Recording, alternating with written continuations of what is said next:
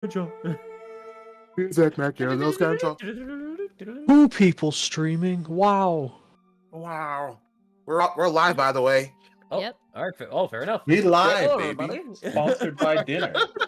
Now they get to know about like the stupid shenanigans that we do before the stream.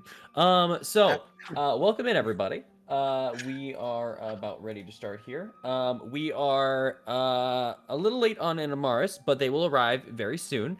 And we will be a little short on a Eileen in a couple minutes here, but they will also return. We're just gonna have we're gonna switch them out real quick, and then everybody will be here around the 1 Hey, hour. come on. Yeah. Hey, guys, you know how it is. Pokemon battle 4-on-4. We gotta switch them out, but Exactly. They're tired. They're tired. That's Oh right. god, is there 4-on-4s in Pokemon now? No. No, you're not important. Okay. Hello, Monster Jack. Anyway. Oh, hey, continue. Monster. What's up? Hey, Monster. Everyone also on Stonemaker's stream, even when Stonemaker's gone, they're going to keep it going, and I'll try my best to keep Yes. moving them back into the streaming channel as they will disconnect like crazy in Discord. Could you also like Huh? turn off the AFK thing? Is Not that his possible? server. That's not his server. No, that's a- yeah. That's a Michael thing. I can't. There we go. I lost the word. So it's just Nice. that. That's all, folks. Anyway. All right. So, with that, let's get the intro going. Get ready. Unless anyone has an announcement to make. Yeah, actually. Hey, everyone. I'm back. It's been a while. Kind of Christmas break took me away from my computer. I got to go see family, got to eat good food. But I'm back. We're going to be streaming again. It's going to be good fun times. And if you want to catch us here, just, stop on by. If you want to go see some real cool Persona, shenanigans, go check out my friend Blastif at /Blastif TTV. What's a persona? Never mind. But if you want to watch me rip my hair out playing Minecraft, you can come check me out on Wednesdays. Or you can check out the videos. All in the description. Anyway, that's all, Mr. DM. Yeah. All right. Good. I am real excited for today's session. So let's get into it. Let's do the recap and let's go. Because I don't believe, because we still have session next Monday as well. So we're good. Then let's get started. Last session.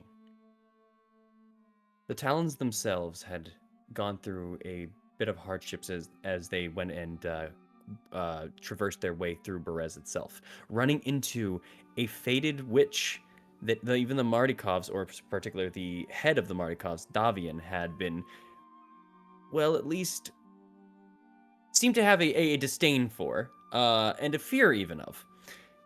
But the Talons actually made fairly quick work of her, defeating her and both her abode, which rose up from the ground, and fought the Talons themselves. However, as the Talons had finally finished and defeated, they gathered many forms of items from within her formerly alive hut, even including a gem that the Mardikovs have been looking for. Along with that, as they had when procured and started searching through their body, the Pride Hand double tap came into play, and they stabbed the witch, finding out that she was still barely alive. Not wanting to take the chance, murked her, and she screamed and withered up into essentially a little, what are those called? Shrunken head kind of figurine, but the whole body. After the body was searched up and explored through, they heard a scream in the distance. Being very much on nearing the cusp of death and very low on their own forms of spells and resources and such, the group wanted to take it slow before deciding maybe not the best idea. However, Eileen and Oknev wanted to pursue this scream and traversed farther into the marsh itself. As they both searched through, it was Eileen who managed to barely find some tracks following them for minutes on end, until eventually finding out these tracks belonged to a seemingly nude Baba Lysaga. One without her hair all set up, one without her clothes, nothing of that sort. Eileen fired, missed, but then in turn, Baba Lysaga also ended up missing and trying to run away, in which Eileen pursued and then slain Baba Lysaga again, seemingly, as she once again shriveled up. Oknev recuperating with her, managed to get back to the group, as the group had decided maybe the best course of action for now is to go back to Muriel. Maybe. And that is where we last left off. As the group here now, the Talons themselves have recuperated and gotten ready to head back. You are now leaving the broken iron rotted fence of the church. As you go through, you start to hear the meh of some of the goats to your southern end. You see a broken set, dilapidated mansion to your southern area. But you know that the path is eastward to you if you wish to continue onward. I will bring you guys onto the map and you tell me where you want to go.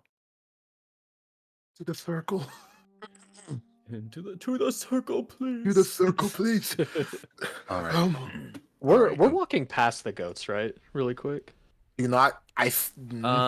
You haven't. I believe. Hold on. I Well, not at believe the you moment, but we're you're down not there. doing it at the moment, but I believe you saw the area of which. But yeah, Yeah, you we would be did. roughly going past. Yeah.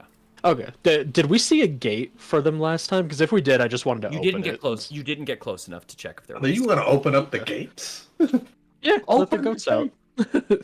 No. It won't take more than a second, and the goats Bro, can you go don't free. know. You don't know Freedom! what's behind those things. Bro, like true, but at the same Goats. time, freedom. Look, We How can- do you know those are eating goats? I'll do it. I'll take one for the team. You're Bro, all no, what those it- goats are because it was capable my of. idea. Okay, so you're getting closer to see the more of the details to kind of like figure out where the gate is and such, correct? Yeah, just as we're walking by. If I don't see a gate, I'm not gonna bother with it. Okay. Kind of going through, do you see this? At least getting closer to it and kind of surrounding the area of it, you see this. The pen is next to this mansion that you seem to be passing. This higher kind of this mansion that's on slightly higher ground, allowing the goats to not fully be submerged into the swamp and be completely sunken in into all of this. You see the rotting timber of this place. The windows, these arched windows, almost stare at you as you pass by.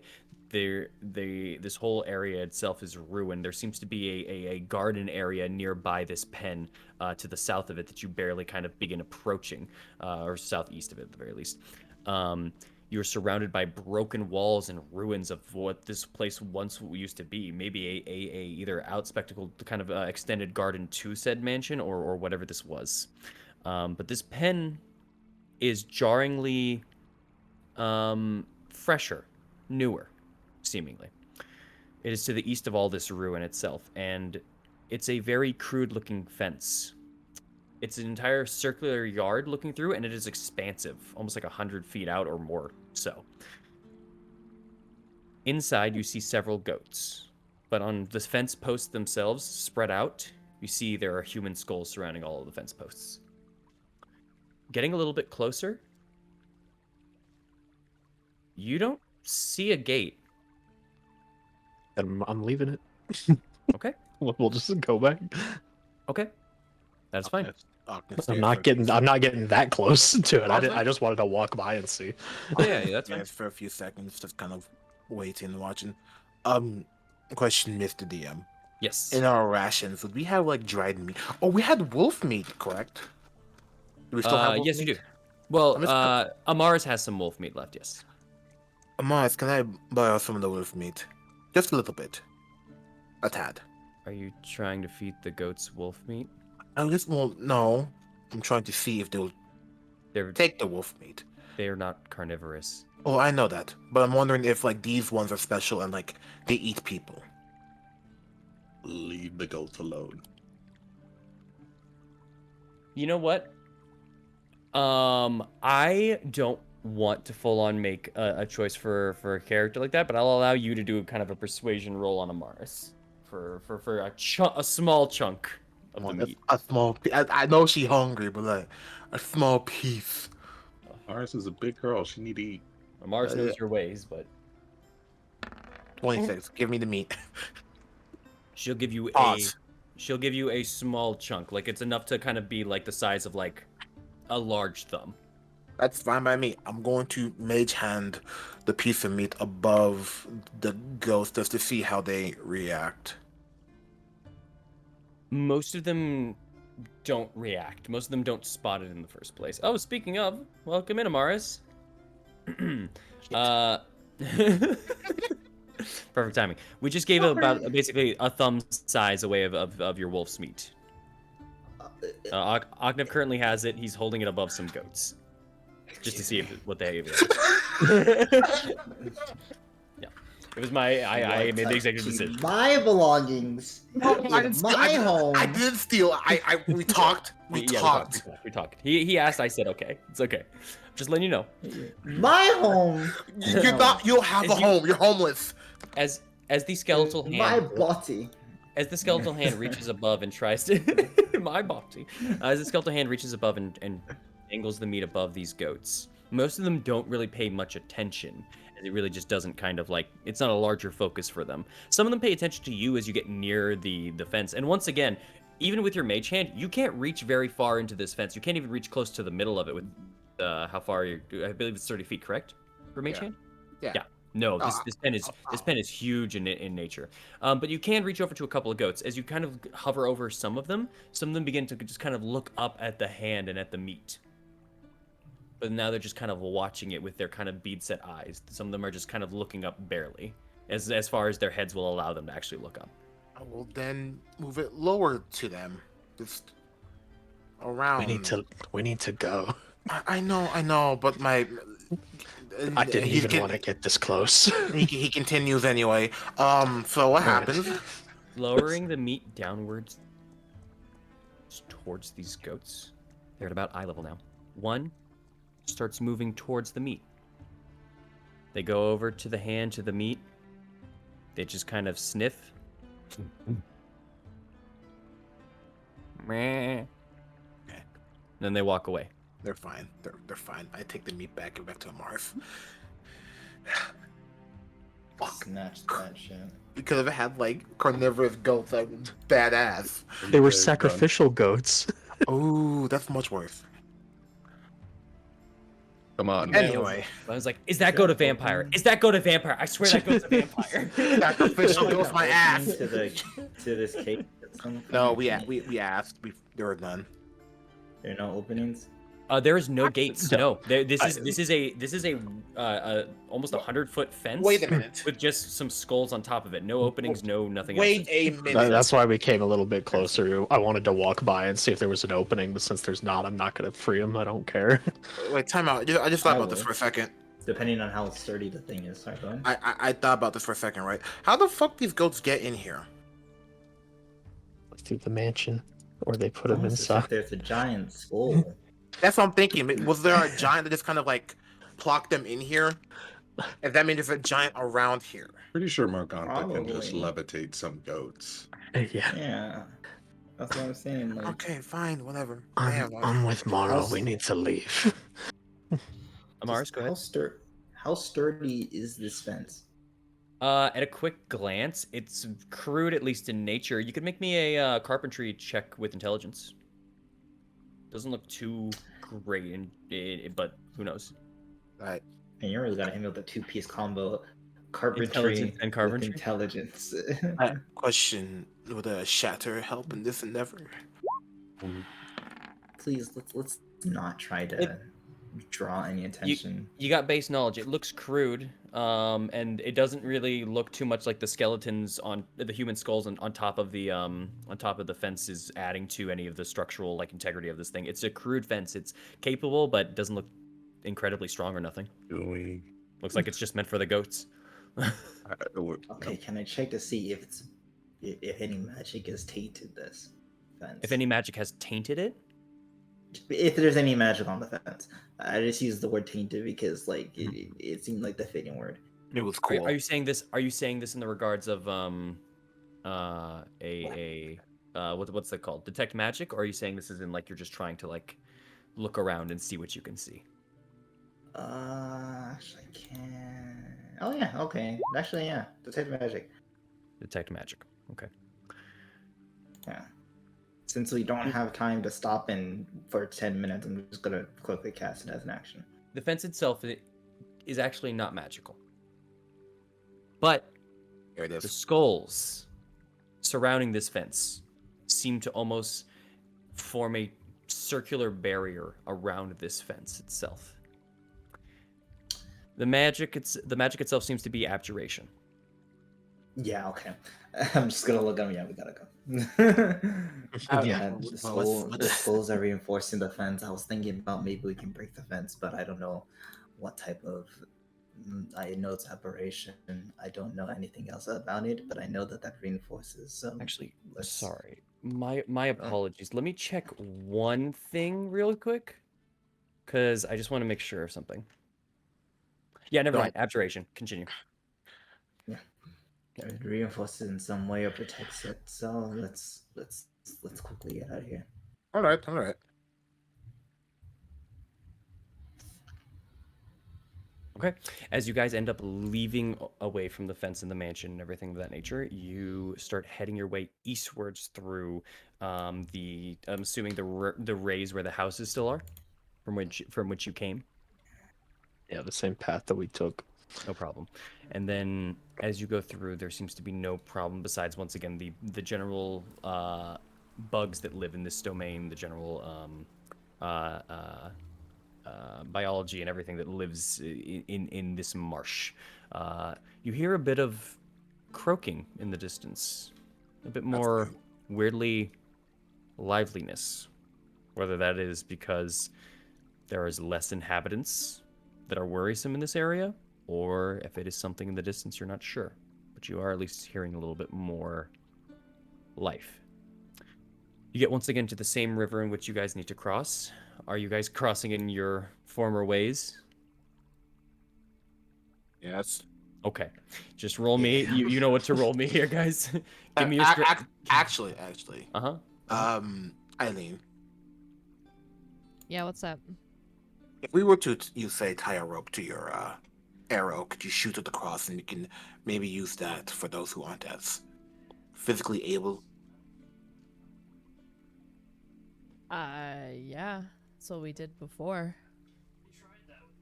For the river? Did we? For the No. castle. Oh, that's different. But yes, like just before, like then, like What 30 what is episodes ago. what is the range on the longbow? The max range again? I think it's 150. No, that's regular. What is the max range? 150 is your longbow's regular. I think it's Fuck. I 600. could be wrong, but I thought it was like 300 something. I'm thinking it's For a 320. long 330. It's 600. Is it It's 600? Longbow Okay. Longbow's 150 to 600. Okay, I'm Okay. thinking of light Yeah. crossbow then or something. Damn. Yeah, then you could take a shot. If you would like to try that, you can take a shot. It's just a bit you're going to be taking one in the dark because the fog is a bit obscuring at this point in time. So, and that, well, you already have disadvantage because it's at your extended range anyways, and you don't have sharpshooter, correct? No. Yeah, so anyways, disadvantage. But you could absolutely try that to fire off the arrow with a rope onto. Wait, do you have a rope that extends 500 feet? That is an excellent question. No. I have 180 foot of rope. You realize this plan is flawed. I start swimming. Okay. Give me your guys' athletic checks as you guys are going through. You know the drill for the first one, and then we'll hit the second one, and then we'll come on out whoever is failing.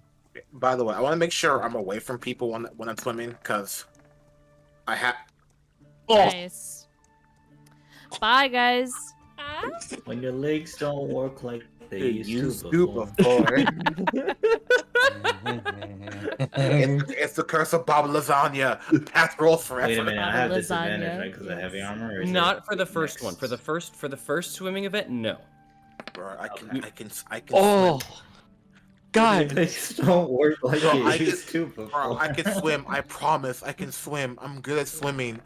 Nah, this if makes y'all sense. drown. Nah, this makes sense. I No. popped off too much last episode. It's time for me to get humble. I don't have to say it a third time. By water. By water. Mhm. God, I Well, love this. I'm So- keeping Yeah? wide berth from people because I have a dumb idea for later. Perfect. So, as you guys are heading on out and you guys are just kind of swimming out, you finally get to the part in which you are no longer at like the 6 foot, 5 foot mark, and you guys are beginning to try to swim through. The current is never really strong in that nature, but it is the weight of all of your equipment, the tiredness, the stinging pain of the water hitting some of your open wounds as you guys cross this. And parts of the river begin to kind of get mushy a little bit with blood as we all see Morrow, Aknev, and Eileen just kind of going underneath a little bit more and then getting like head soaked and everything. Amaris, Thorn, and you see also Ismark are kind of making it through not too many problems. But now we get to the Okay. deeper part. I Can I need try to another help roll. Eileen stay up more, seeing that she's struggling? If you wish to, you can give yourself disadvantage to give herself flat. Yeah, I'll do that. Okay. Mhm. Morrow, anyone with heavy armor is first off at disadvantage, and also if you failed, you're at disadvantage as well. Oh, Okay. okay. That's a 24 for me helping Eileen. Okay. Oh my god. Mr. Adonis over here. Hey. All right. In Alright. heavy armor, particularly. Yes. So I get to try again. Or, yes. Try again for you. Actually, You said the middle armor 24. last If time. Thorn is helping you with the 24, he can actually just carry you over without your help if need be. Once again. Yeah. Yeah, I'll do Fair that. It's very There's not a frustrating. hill to roll down this time. Heavy armor, fair enough. not medium armor. I thought Or you is said it middle Sorry, armor no. and metal? Sorry. Metal based armor. There it is. I There it apologize. is. I apologize. So yes. So disadvantage Okay. for that, and if you failed, which is Aknev, Mario, and Eileen. But Eileen, you're being carried by Thorn because I was gonna make it the DC for him if he carried you 20 with all that armor, but yeah, he's good. I can swim. I swear. I'm not lying. I can go on the deep end. 10 is the DC, dude. It's okay. Never mind. Fucking fish. Yeah, I'm a it's mar- fish. Ismark goes with flying colors. You all the second time pop your heads up, and none of you have to make the last roll of suffering the effects, as you all succeeded on the last end. So as you Thank continue God. onwards out to the other side, you emerge, and the only people that fully submerged Mario, Aknev, and Eileen.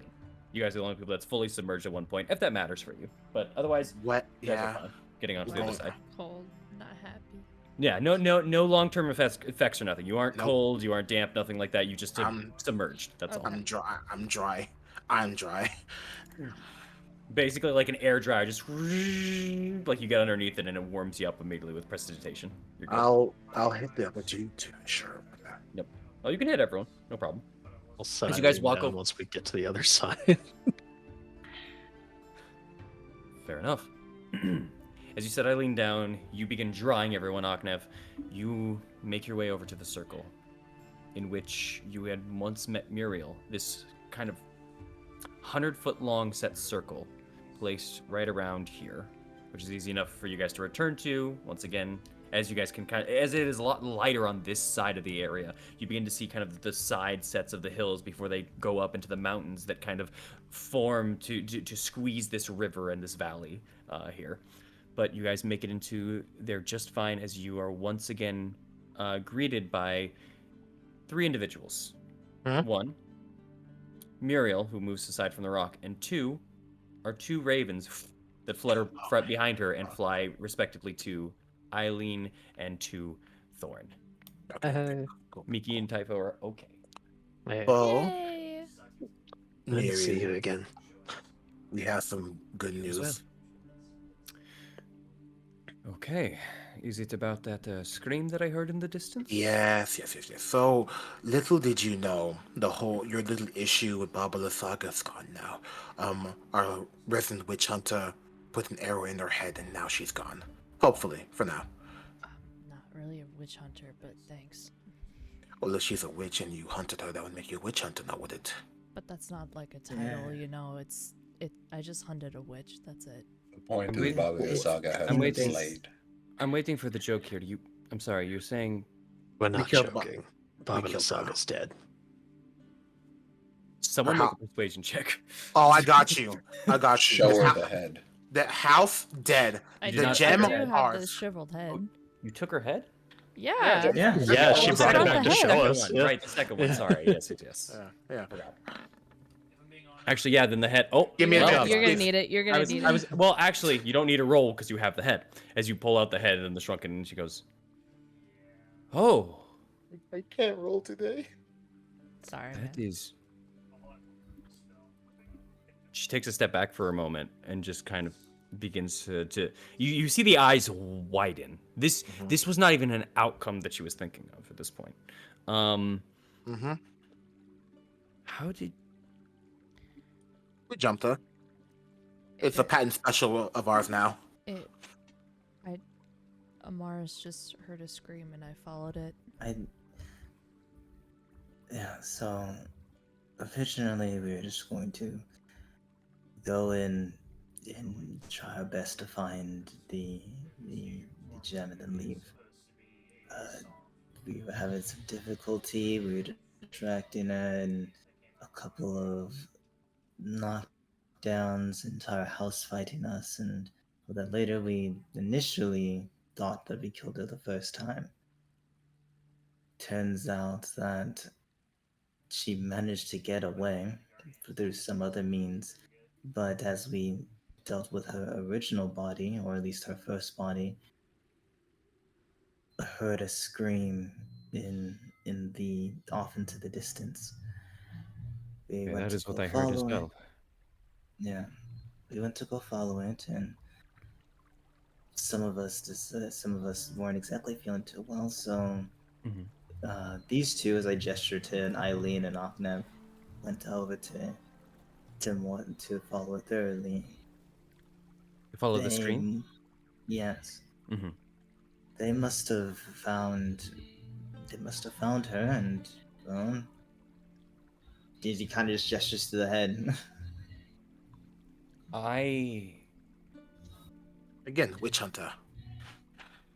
well, she's thank goodness your she's skills not. came into play.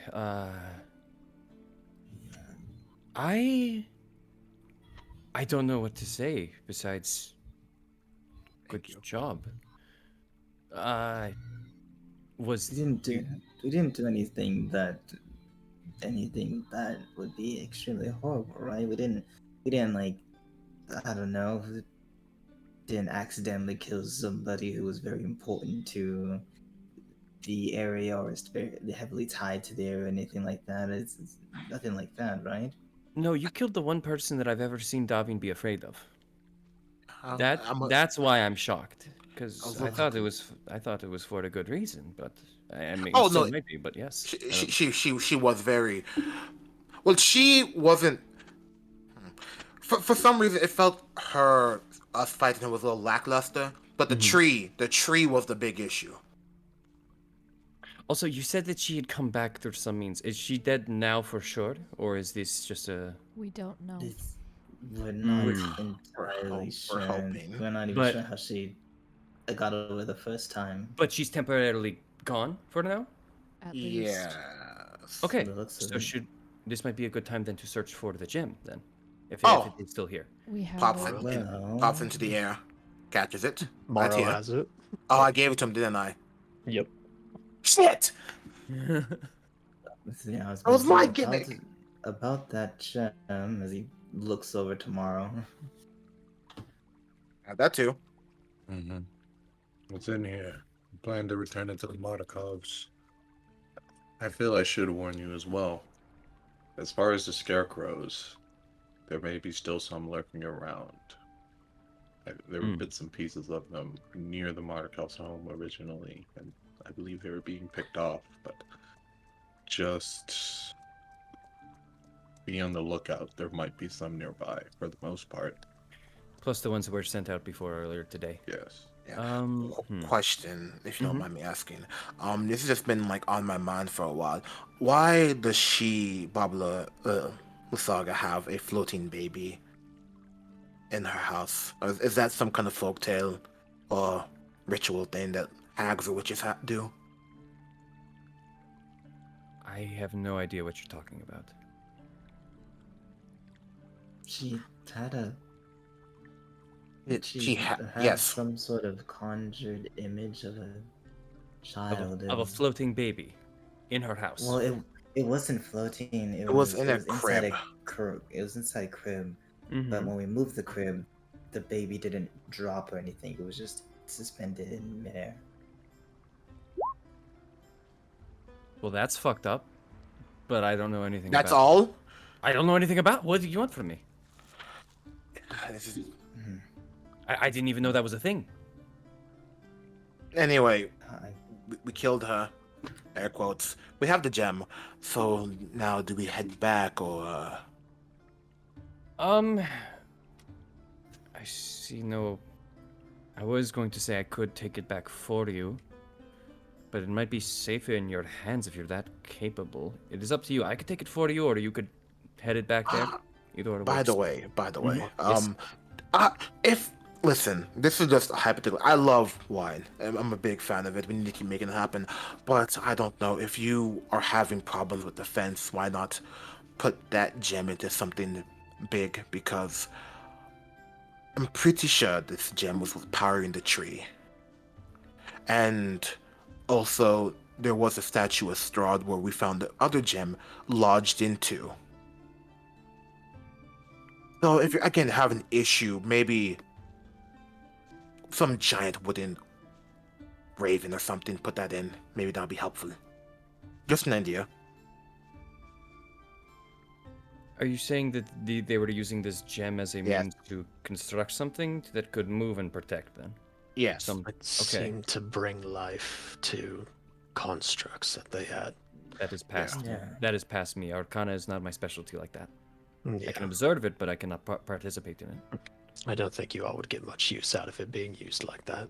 Let alone, I do not know what the gem had to go through for that. I might want to check actually if it is corrupted or not before sending it into the ground. Thank you for that information. Why don't you just come back with us to the Monaco's? We're gonna stop by the Lucky and check something out, and then we'll probably get our car and either head out as long as there's still daylight or early in the morning. With all due respect, I do prefer actually moving alone. A little bit Fair safer, enough. in my own opinion. Not that I deny your capability here, but that, and I might need to also want to gather what remaining ravens preside in here, because I believe I'm done with this area, and if I can find any stragglers, I want to get them and get them out of Well, here. a few of them. Mm-hmm. I set a cage them free, two of them. They instead of running away, brave souls that they are, they instead went to fight Baba Saga and were fried. There's like there's a set sigh, but an understanding of just like sounds like them. Let's Ravens see. Ravens know their enemies quite well, and looked like they were trying to get at least some form of revenge on it. Her. It is okay, but I will try to see what I can gather, because there are some that still were not captured, or at least were not reporting back. I will try to get what I can, and I will head on out myself soon. Okay. Of course. And do not worry about me. I have means of making it safely over to the Martikov's house. I do not need to take the roads. Alright. So, everyone, do you rest here for a little bit? Oh, apologies. Go ahead, Amaris. No, I just said, Lucky, it's... Sometimes I just wish I had the ability to fly. I could have been like, I don't know. Sometimes I regret being...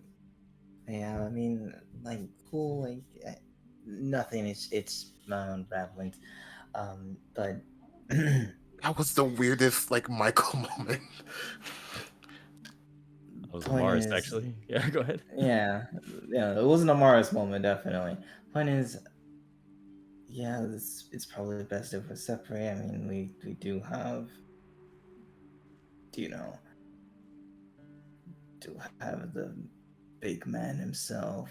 After all of us, and having anyone coming along might not only put a risk to us, but also put a risk to all of you as well. Do you want me to hold on to the gem, or do you want to take it over to the Martikovs? Maybe better for you to take it. I think we can handle it. Yeah, I think that we're capable of at least going to take it to them. Yeah. All right. I'm fine with either. But if you are, it seems your majority at least wants to hold on to it, so I will let you do it then. And you said you wanted to rest here as well? This place We has could provided just- me nothing but safety, so feel free to use it for now. I will begin my gathering of the ravens in the meantime. Yeah, if we could just take a little bit, Absolutely. that'd be real nice. Well, Really appreciate that shit, my guy. enjoy the river, enjoy the calm, enjoy the quiet. I'm going to go do my part now, as you have all very much done more than your fair share. I'll be busy catching up. Good luck resting. and Nice. she's going to start heading out towards the side of the ruins. And before she gets more than like 30 feet away, she shifts. You see her kind of begin the kind of furred kind of coat that she kind of has loops over to her head and forms out a beak and everything in that nature. Shifts both into kind of almost a half nature of half human, half raven before back into a raven, and then flutters off the distance, over the river, and eventually out of your sight. You all may take a short rest here if you would like. Hey, question. Did we long rest at any point? Nope. No? You The long night before. rested. You long rested the night before. It has been a couple hours since. You could start a Okay. long rest in like maybe an hour or two. No, But yeah. no, I get that. I as a person forgot to like add half the hit die. So when I was looking at, you know, Oh, zero. yeah, I was like, oh no, I'm in trouble, and When I you long didn't know rest, what to feel. when you long rested, you were level 9 also. So don't forget to Yeah. give yourself 5 of your hit dice. Oh, it's 5, not 4, even better. Yeah, it's rounded up. Anyway, Yeah. yeah, I got, And if it's not rounded up, you got it's fine. Take rounded up. I don't care. I got a little worried. I'm not gonna lie, Yeah. but honestly, good on us. Yeah. Anyway, Hit dice are important in this campaign. Remember to mark them. Sorry, go ahead, Mars. Just looking at Muriel flying away, it's just like, man, I'm glad that I'm able to track things, but why couldn't I fly? you can cast spells that cast fire. You want more?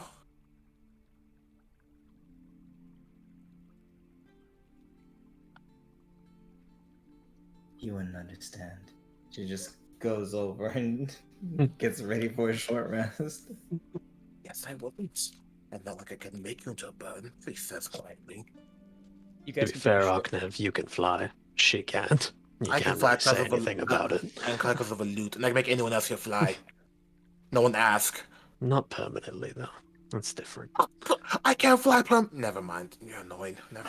I'm going to take a rest. I play my loot. Everyone gets a D6 of Song of Rest. Fuck you. You all can absolutely take a short rest while you listen to the song rest, as we all learn that Amaris is definitely the kid that looked at the pink color multicolored rainbow horse binders that other kids had and said, I wish I had that. I hate Um you. Legit looking at the sky like, those wings. Bro, it I had want that. them No, too. no, no, no, no, no, not you. it had that energy though, and I loved it. There you go. You guys can heal up. You can spend any hit dice that you guys wish. Your short rest goes Ooh, by good one. unabated. And in fact, in particular, Eileen and Amaris, there is a peacefulness.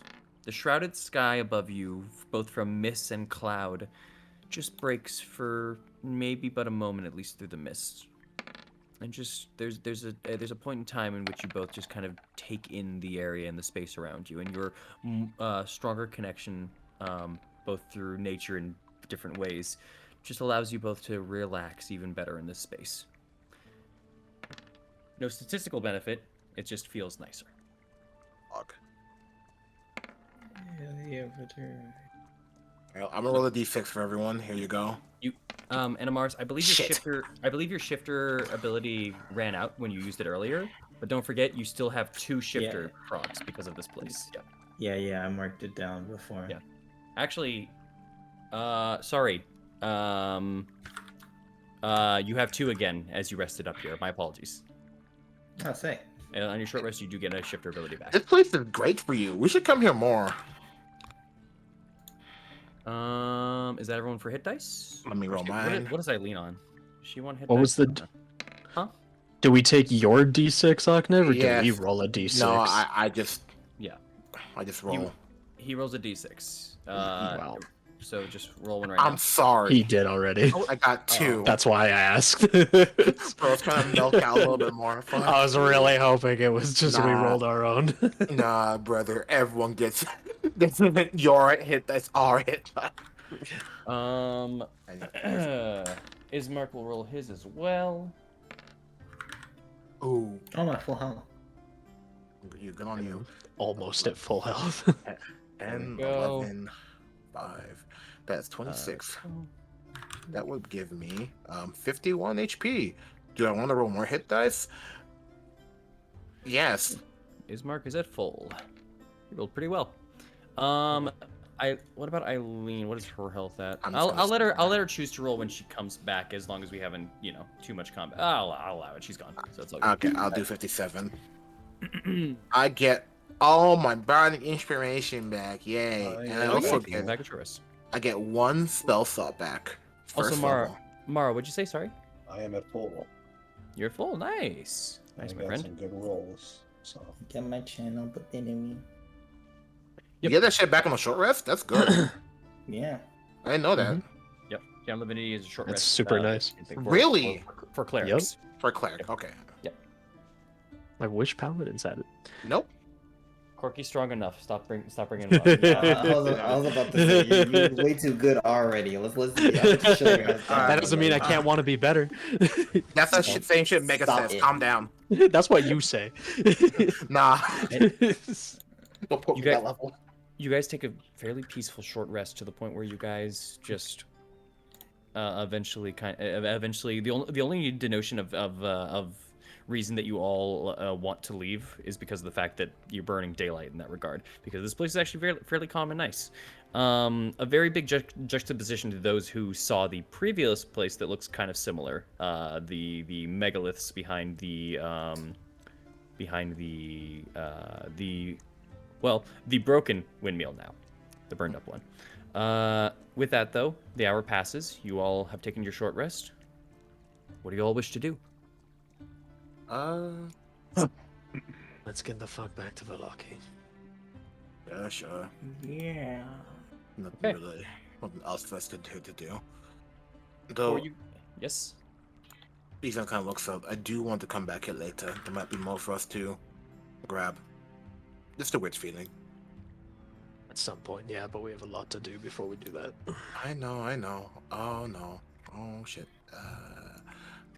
You okay? Yeah. Okay. Dude. Okay. You're moving the token? Yeah, there it is. I was trying. Okay, I'm it's alright. It's alright. breaking something. I'm gonna move it over here anyways. So, you guys go over and cross. For the sake of brevity, just everyone just hit me with an athletics check. Just everyone. I can Just one, just swim. I can swim. I That's can one. do this. I hate you. Thorn, with literally everybody else on his back, swims across. I just like no, that you could kill He me. is marked at 22. Oh, Let's go. Oh, Fighters. fighters. So Eileen, like, natural 18. so Turn to instead an of like swimming, can I just no, they drowned me. Just go for it. They just drowned me. There you go. You're fine. Just get a Oh, 10. I get was a 10. gonna. I was Get a 10. gonna. There you go. I was gonna lily Every- pad on these motherfuckers. With everyone's finally getting that rest and kind of going through, you and being now across this river 3 times before, you easily make it over to the other side. No extended penalties, no nothing. You make it back until you are eventually once again over at the road in which leads northward and up and out of this area. You've been through this path before, and with Eileen's guidance, it's easy to go back up if you all wish to.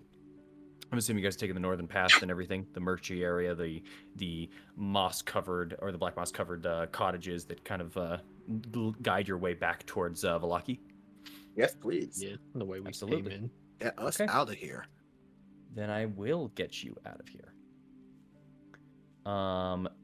Once again, the general nature of this place and the just the closer you were to these ruins here of Berez, the more you were exposed to this very close-knit set fog that was holding on to your very being and blocking your view as much as it possibly could. And as you finally are going and leaving outwards and outwards, you're finally lessening that 100-foot cone of vision or 150 foot cone of vision as you guys are continuing onwards and finally still hearing the brook to your side and just in general getting out of this what's it called? Not constraining. What's the word? Claustrophobic feeling, essentially. Woohoo. It does not take you too long to pass the cottages you once were surrounded in and make your way to the outskirts of the fog, back where you still had maybe 200 or 300 so feet of vision. Finally, at some points, getting to see the large peaking mountainside to your western side or your left as you are leaving here now. And as it is going through, and as it is kind of scaling through, or as this fog is beginning to almost scale that mountain, slowly revealing in pieces and pieces of it, you all just take in a deep breath before, I'll say, Thorn. You're the first to hear this, as you hear this sound fairly frequently.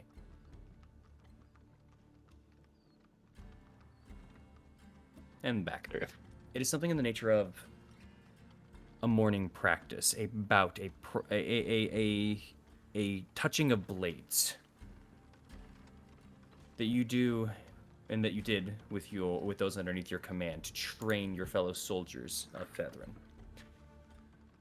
You hear the sounds of training before the strikes have a little bit more impact for a moment, and it kind of begins to becoming more. This isn't the sounds of training, but instead you hear the sounds of battle. Before all of you begin to also start hearing those sounds. From where? Yeah. Make a perception check, anyone that wishes. Morris, please. Eh, I don't really feel like. What do you mean? I'll kill you. But I don't Right. need you. I hate Alright, now rolling. I'm gonna do it. You're such a dick. Actual penis. Oh, I'm so sick of you. Octave, it's very hard to tell where the direction of this Yeah. Thorn and Amaris, it is also very hard to tell the direction this is coming from. But Oh shit. it doesn't take long for you to realize why that's the case. You hear the sounds coming from many distances, many areas around you. The sounds of shields being struck, blades clashing. The sound of flesh being impacted by blade. But, Amaris, you also notice first, just a second before Thorn does, that distance that you had in the fog, that wide open space, has suddenly begun to close. The fog has grown so thick that at this point now, you have about 60 feet of vision in any direction. Oh. As you all just look around, it is hard to even see your comrades mere 5-10 feet away from you at times. As you once again hear these sounds. Right. Plan, everyone. Back to back. Move as one. Oh. Keep an ear out. You keep an ear out? Okay. This is weird. Does it sound? This is gonna be weird, Mhm. but obviously this is like some type of battle, some type of fight that's happening. Does it sound reminiscent at all of what the battle I heard with the Saint of Markovia? The Saint of Markovia, there was vision. through Thornbolt's mission, there was people using general bludgeonry-based weapons, forms of maces, clubs, and that kind of thing. Some of the people weren't completely as trained. There were some sword and such users, but you were generally hearing the slashing and shields and such. Along with that, some of the disciples of Saint Markovia were using radiant-based magic, especially Saint Markovia themselves, who was wielding a kind of glowing set mace. You could have heard erupting of flame, essentially, and impact. These are cuts. It sounds a bit different, Interesting. but they sound almost distant a little. We're moving, right? As you are continuing to move, Yeah. who's in the front? I'll take the I'll front. be in the front. I'll let you both be in the front if you'd like. Sure. Okay. I Why shall you be in saying the like middle. that? Say like What do you mean? What do you mean? Anyways. What? I don't even know who that was directed Uh, towards. Yeah, It's not, it's not to our DM. Oh, Yeah, you okay. said it. Maybe that was definitely not the normal way you say things. I'll Do you wish to I'll change it? I'll be no, I'll be on Thorn's right side, so that way I can shield both of us with my left arm if Understood. something happens. I'll be in the middle as well, because best way to hear things is in directly middle. Okay. I can't cover you guys if I'm not in the middle. So, yeah, let's go. Eileen has to be kind of towards set the front, so I'll say it's gonna be Morrow, Amaris, and then Ismark will take the rear. All right. As you all are just kind of making this slow set progress, the two people in the front, Oknev and Thorn, you bear witness to it first. The constricting closing in fog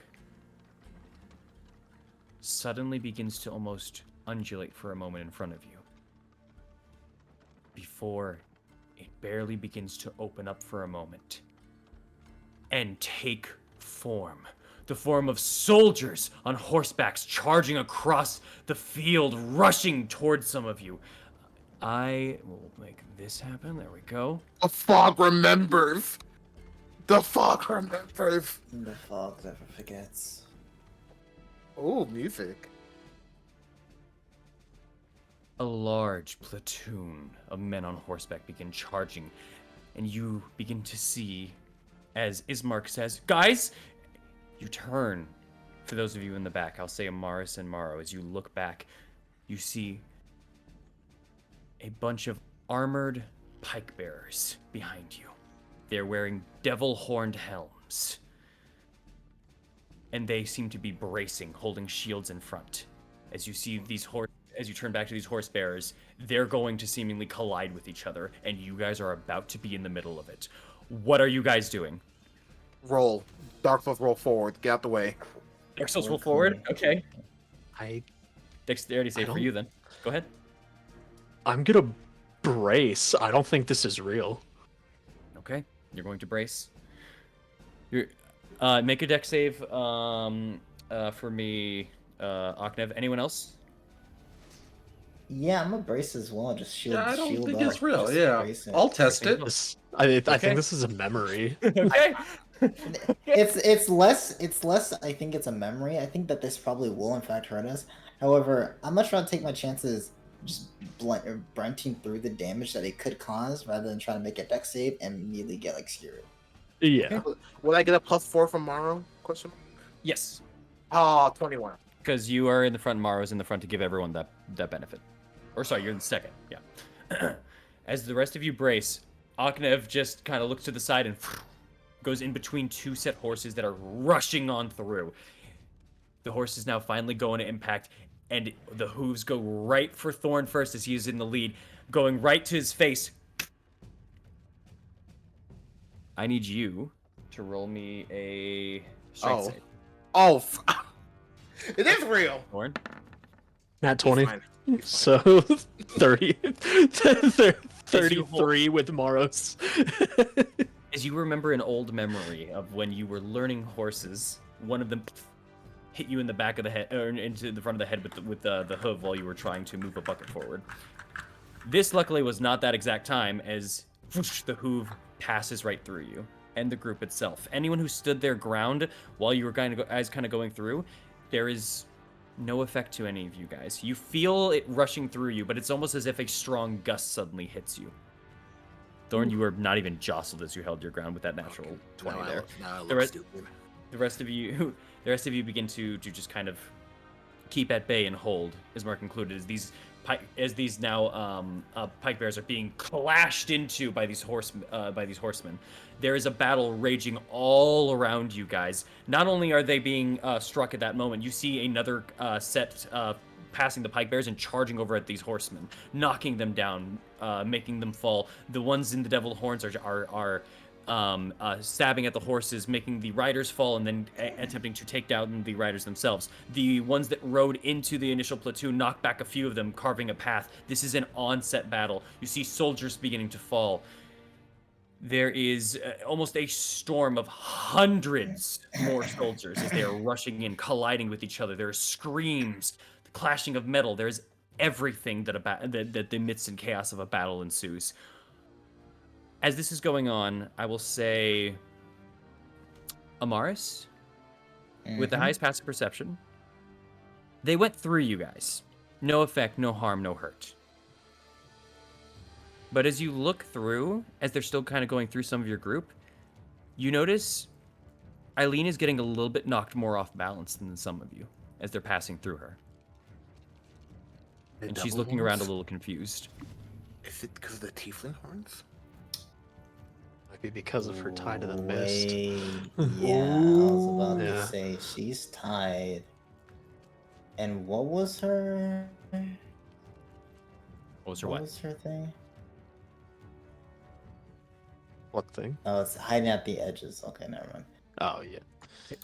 As this is going through and as this battle is continuing and ensuing, you see more men clashing, and you see one man get struck up by a pike as the man lifts up the pike and holds this man now 5 feet above the ground as his entrails are just flying out through. It is lucky for many of you that this battle is mostly consisting of mist itself. You can make out details of armor pieces or larger creatures and facets of weaponry, but there's no etchings to be made of, no insignias to tell what is going on. This is a battlefield, and you don't know which side is which or what is doing what, but you are suddenly in the middle of this. What are you guys doing?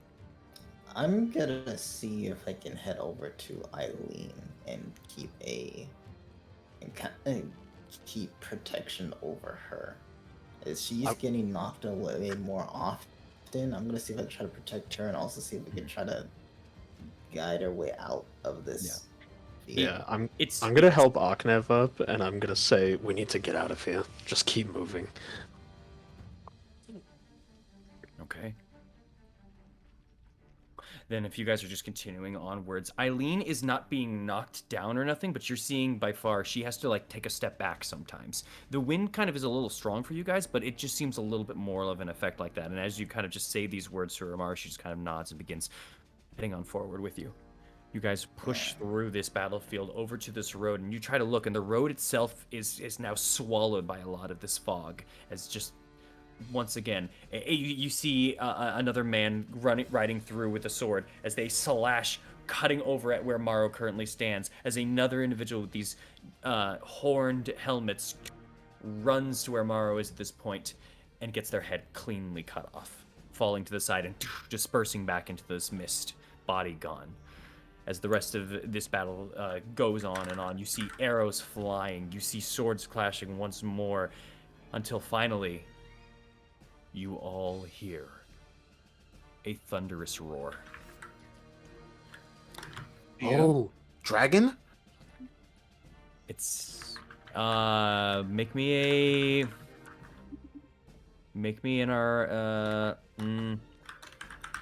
nature check.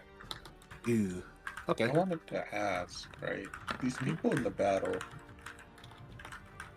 Funny. like, obviously, Gabriel Zampier, he led an army to sort of, fight and, like, take out Strahd, like, he led a bunch of people. Are they wearing the same uniform? So the uniforms aren't detailed enough to really make out. You can see like bigger details like horn sets or like stylings a little bit, but you can't see etchings, insignias, things like that. It's very hard to tell in that regard. Also, at least from mostly what you know, you don't have information saying that he led an army. That Gabriel led an army. As for you, Aknev, you think that immediately as you hear the roar above, it sounds very similar to a dragon. Yes. Go ahead, Amaris. Don't they have? Because in Gabriel's vision, isn't there? Didn't he at first lead Town, technically. like? Didn't he at first lead like at least a small group, not just an army, but like at least a small group, right? It was his- it was a small group of the guards that were loyal to him. In the vision, you saw none of that. In the book that you had read, written about him as one of the guards' captains, one of the proud guards' captains that came into play after the war on Barovia. Yeah. That was what Plus you the had. from dude that information. the dude that we talked to that said he served with him said that he led a small group against Strahd. Okay. That was it. He never ran an army. I know that's why I was talking outside of me. I'm saying didn't you see Yeah. like the details of the small group, but I'm saying no. So that No, means that he just read he about it. saw some of the details in the group as in the vision that Gavriel was saying to fire onto Yes. Strahd, but that's about it. Okay. Go ahead. No, you go first. My bad. My bad. No, I was just basically finishing there. Go ahead. Okay, I'm gonna like look at them. This may be a memory of the Order of the Silver Hand fighting someone. Did you hear that roar? I'm gonna stand up now. Yeah. Yeah, do you think it's Argenvoss? I can pop it. Keep moving though. Oh, Yeah. let me. Yeah. Don't stop. As you All right, This might be everyone. an echo, but this is... I feel like this could be a problem if we stay too long. All right, everyone, we're moving. And we move Well, I've forward. been doing that. Yes. Shut up. As you say that back and are continuing, once more you see a man with a large pike go through and puncture through three of you, landing into another man who has fallen off of his horse, hitting him onto the ground before he disperse. Once more you hear this thunderous roar, now louder.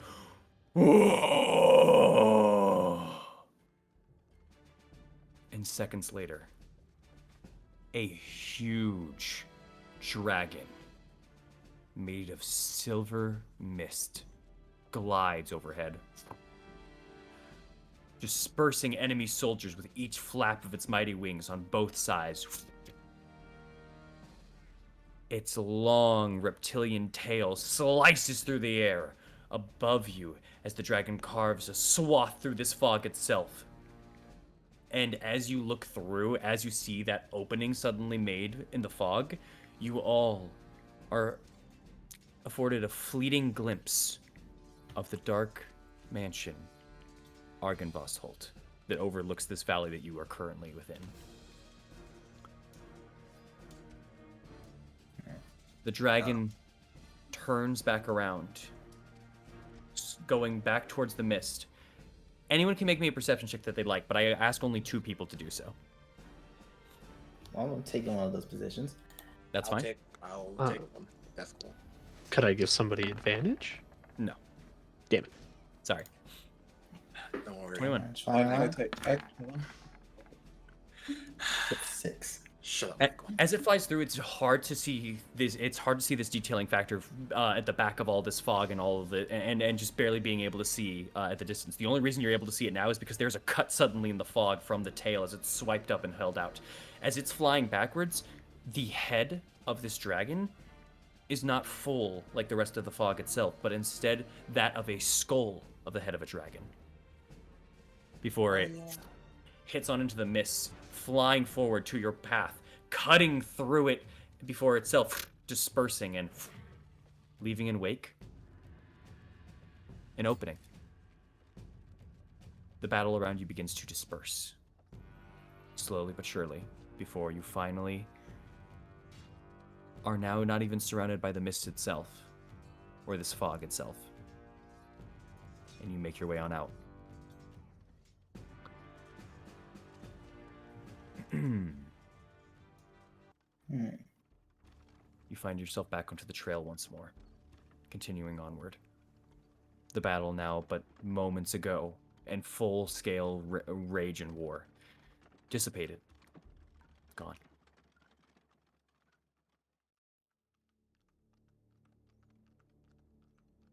Well, that was fucking brutal. A little bit, yeah. We'll have to look into that later. Not sure if there's much to look into. Yeah, it seems that we saw the armies of Strahd, maybe, and fighting the Silver Hand. I guess the mist does remember a lot. What I will at least tell you, Morrow, just roll me a investigation check or a history check, I guess. Your pick. Welcome back, Eileen. You are Perfect the timing. guy. Yeah. Like, I really think, because I feel, Oh, I shit. know there's more to this. Wait, what? Oh no. A battlefield raged of mist, essentially, as you were all coming this way. 4. 4. Something scratching your brain, but it doesn't make the connection, unfortunately. Yeah. You can continue onward. All you missed, Eileen, you were heading on northward here. You were going through that fog. It suddenly got denser. You were hearing the sounds of battle all around you till there was a battle all around you of mist-formed figures before a dragon cut through that mist, showed you Argynvost Holt, and flew away, dispersing the mists as you continued onward. His head was a Got skull. it. The mist itself didn't seem to affect you guys that much, as it was just going through. However, for you, when you were passing through, you seemed to be struggling a little more than everyone else. When you were being pushed back, it felt like an actual push for a moment, like a shove. Wasn't a full impact, at least. But yeah. Wait, Eileen felt that? Yes. Huh. Yeah. Pretty cool. I need to walk through the mist very soon. That's all. Fair enough. We also took a short rest, so Yes. Roll anything Oh, you fuck wish. yeah. You gain 2 health from a Song of Rest.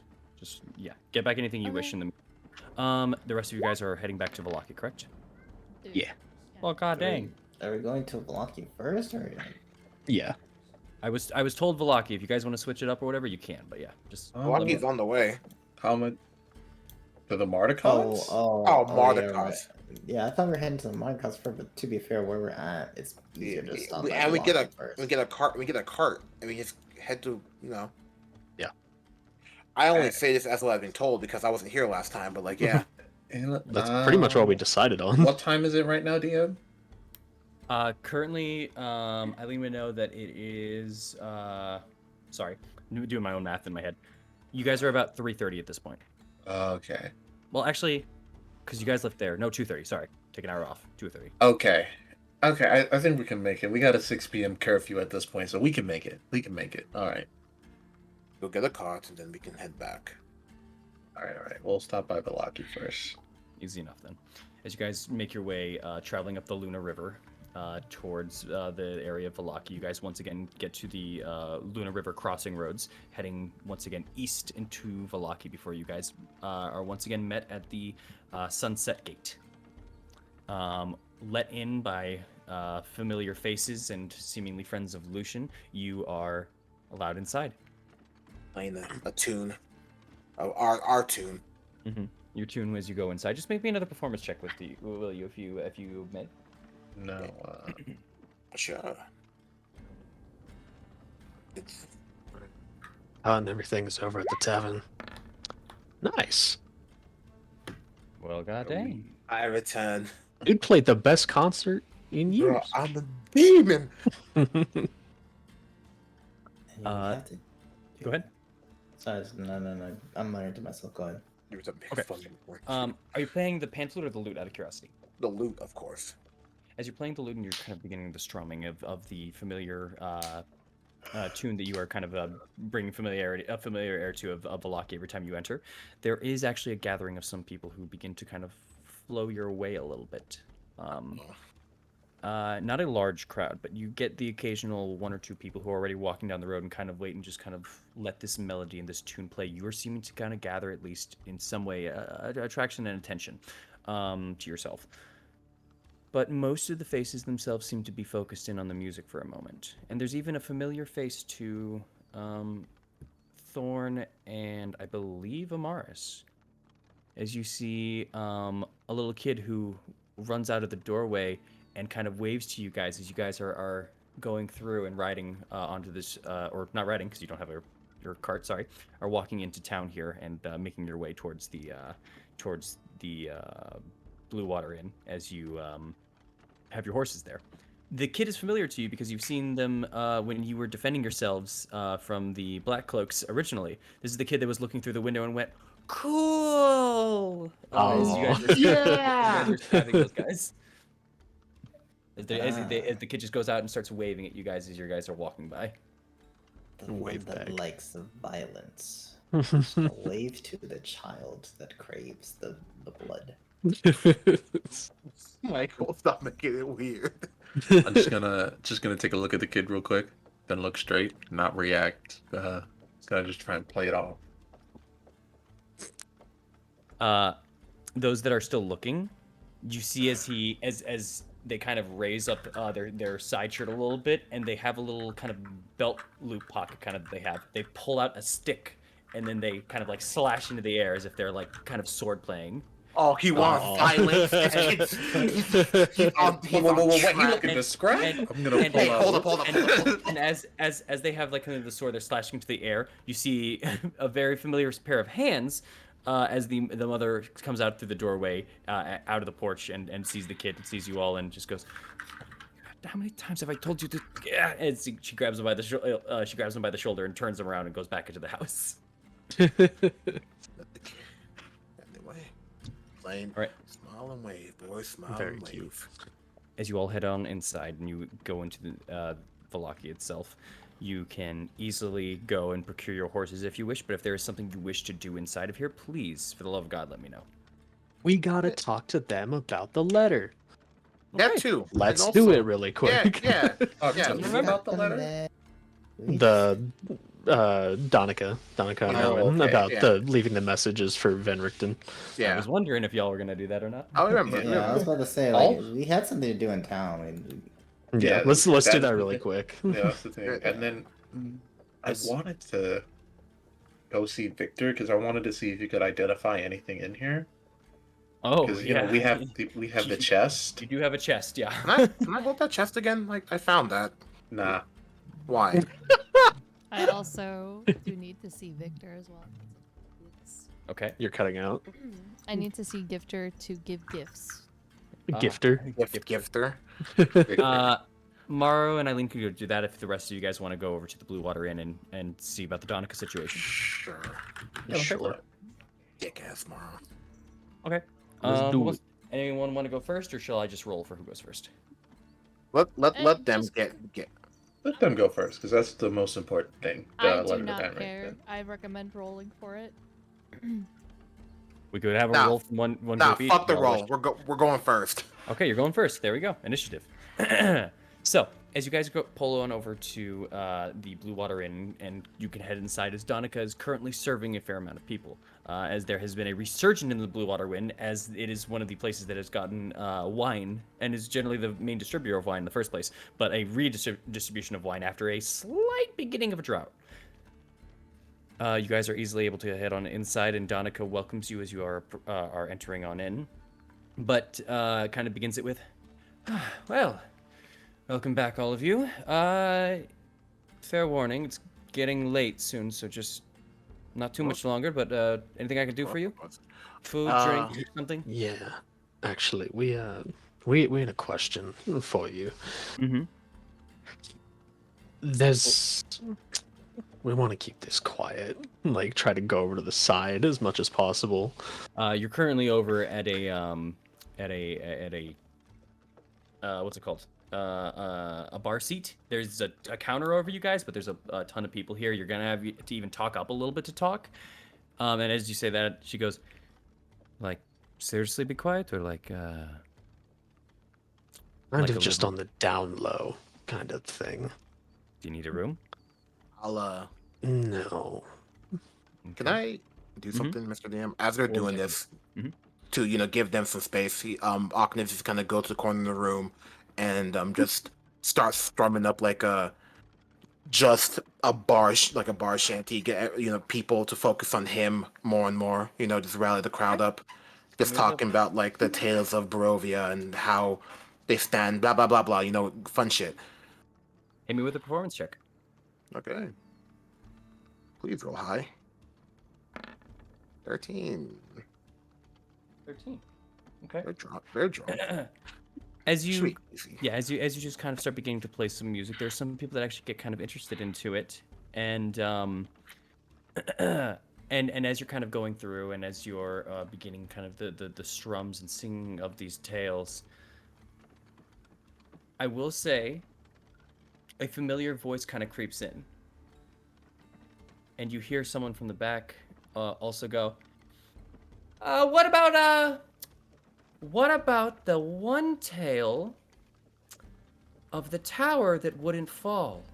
And as you look back, you see a familiar kind of set hat, a cane, and a fairly My guy. proper-looking man, My Rictavio, coming in, God. Tavia. Well, the and he wishes to try to riff off of you. He will allow you to roll advantage if you would like to. Oh, of course, of course. If you want his The assistance. boy. Of course. Like it's my guy, my friend. I was like, can you repeat what he said, Mr. DM? I got too like A starstruck. tale of the tower that would not fall. Ah, yes, that's a good one. Let me tell you how that came crumbling down. As roll this performance again, please roll higher. Taking the 13. Taking the 13. Taking the As you 13. say, let me tell you how it went crumbling down. The tower that would not fall crumbled. The people look a little confused, and he goes, "Yes, the tower that would not fall until then." He tries to riff off of you, and we're just gonna take the 13 since that was your advantage. I'm so It's- unhappy. You get a couple of people, but I'm so unfortunately, unhappy. as you and Rictavio try to riff off of each other, and it just seems you're mixing and matching, but it's not meshing perfectly. But it is at least enough of a little bit of a I'm a distraction. solo band. Apparently. But you and Rictavio try to do this storytelling, and it's just it's there for now. It's still better than your average slam poetry, but you know. Thorn, you went up and you were telling this. Amaris, are you with Thorn also, or are you just like waiting outside, like, or whatever? I just want to make sure. I'd be with Thorn. in Okay, this just want to make case. sure. Okay, well, looks like there's enough eyes off of us now. What do you want to tell me? Last time we were here, Mhm. Morris was looking around and found that you have an area that you like to keep quiet. We were wondering, there is a friend that not only us, but the Order themselves that wants you to help feed him information. He wants you to leave a letter in that place each day with information about happenstance, things going on, anything that you may know that could help reform Barovia. A friend of the Order wants info on the Order. Now, info that the Order would have. Okay. Oh. Oh. Okay. And this friend is a friend of yours. Yes, we have been instructed not to speak his name, for it would blow cover But it that is he not. may Got have. it. Yes. So, this is not to distrust or say anything in that regard for you, but I have been informed recently about the woman who arrived over at the winery, as she just kind of looks around for a moment, that was more than she appeared to be. Is this friend of yours trustworthy? Is it someone you can vouch for? Because what you are asking is actually rather a lot of intel. And we are, well, hush hush for a reason. Yeah. Difference was the person who showed up at the winery claimed to know us, yet knew nothing about us. This is someone that we can at least vouch for in the stance that they want to help Barovia, and we are all on the same side. We are keeping to our separate businesses at least. He is trying to help us get some information, and in turn, he needs some information himself and asked us to request it from you so he can keep his anonymity. How did he find out about us? That's what he does. They managed to find information, and they're a bit limited in their scope of doing so, which is why they came to ask for your help in any information that the Order may have. You see, as you're saying all this, she's not paying direct attention to you as in eye line and eyesight. You see the eyes are kind of darting back and forth, just kind of going through like things. You see also with just the passive insight, I believe, of Amaris, which I believe is a +4, My insight +9. +9, even better. They seem to be kind of replaying the words of just how did they even find us? Like just trying to find and plug up a hole in essentially what is a spy network. Yeah. This is concerning.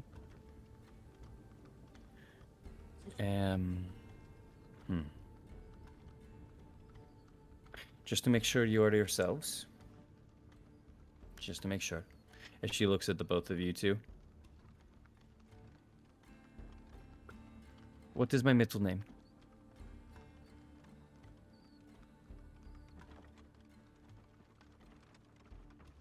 No offense, I don't fucking know. Did you She ever, looks over to Mars. Did you ever see that on me? No, thank you. I don't think she did.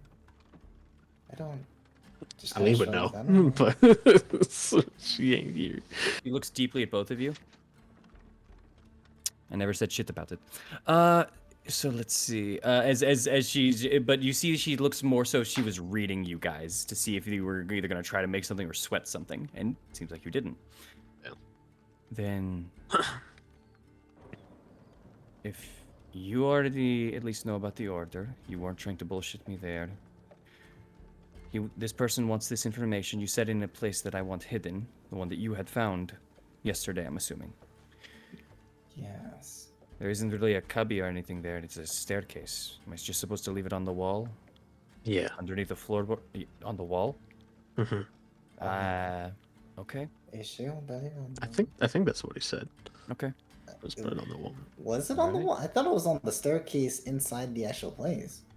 It was in this. It was in that secret staircase, but I thought he just said on the wall. You don't have Eileen with you. Make me a history check. It was just yesterday, so I know. 18. He did want it onto the wall, but behind the railing of the staircase, so that you would have to go behind it to grab it. Got it. I'll say that then. Okay. Okay. Okay. How did he know about that? Well, you guys are a spy network, and he's a pretty good spy, it seems himself. And from what I understand, spies spy on other spies. So, And Well, that's the why- staircase itself isn't full on a secret at the very least. We've had. You are already friends. The staircase leads to a couple of extra places and spaces, including a more secure lodgings. We give it to customers who stay here for extended periods of times. In fact, as they kind of thumb over towards Aknev and Rictavio, Rictavio is currently staying here right now. Maybe they may have gotten it from him or something. Or some of the other customers, maybe. Not sure though.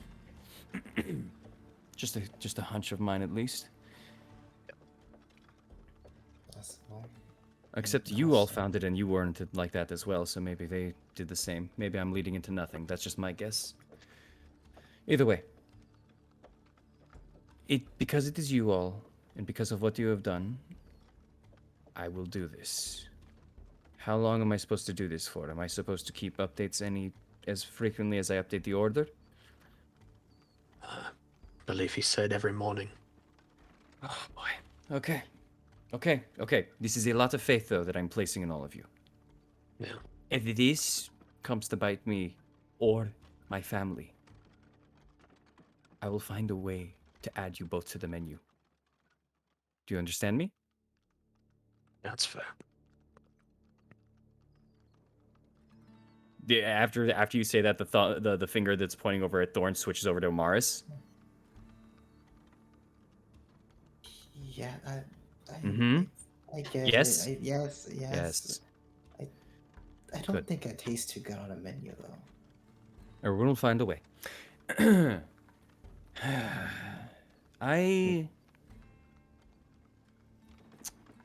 I have to get Erwin to accept this. Okay. He shouldn't be As a problem. You already see like her mind's racing and rushing through. All right. And she does one more glance over throughout this entire bar, just checking to see if anyone's eyeing. Okay. Anything else you all needed? Because the shorter we keep this, the better off for both of us, I believe. Yeah, I think, unless you have something, Amaris, I think we're good.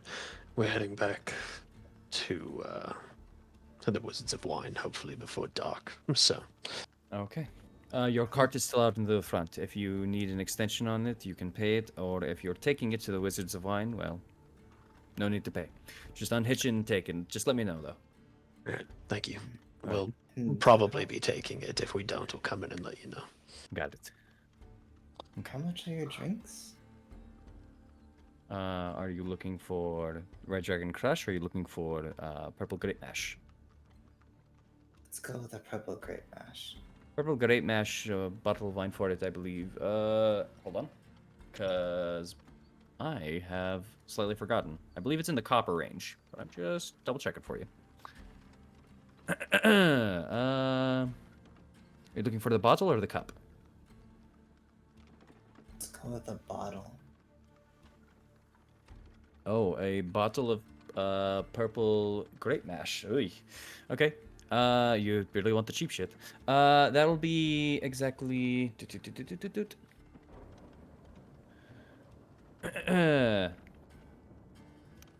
Let's make it one silver, 5 copper.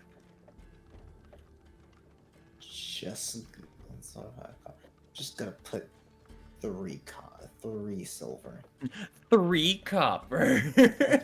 I'm just gonna say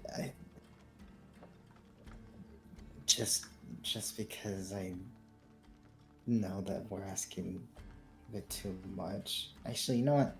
No, I'm just gonna put a gold piece down. And just say I know we're asking for a lot, and I know you're risking a lot. So at the very least, just keep the change for this. She kind of swipes it over to the side and kind of holds it and looks at it for a moment.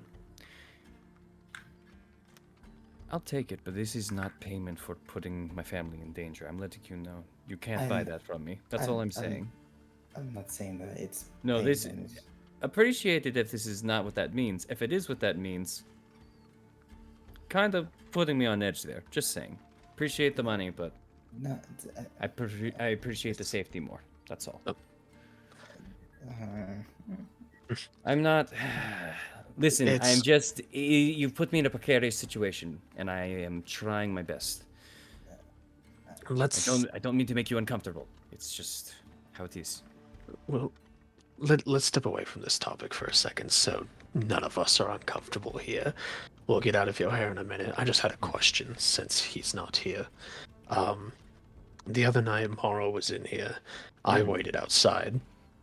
He played a game with a couple fellows that he knew. He expressed some worry afterwards about some choices that they might make sometime soon. Do you know them, or like, are they regulars here? Have you seen them? Do you have a name, description, something? What was the dude's name? It was like Ray. It was like with an R or something. Amaris, do you remember you were in here? I think it was like. Is that enough?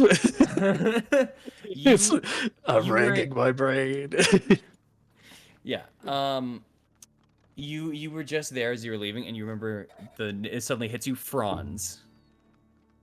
Franz. Oh, yes. Regular enough. Not that one of the heavier drinkers, but still heavy enough. What about him? You said he was the one that was speaking of some danger. Are you saying, have I seen him, or what are you asking?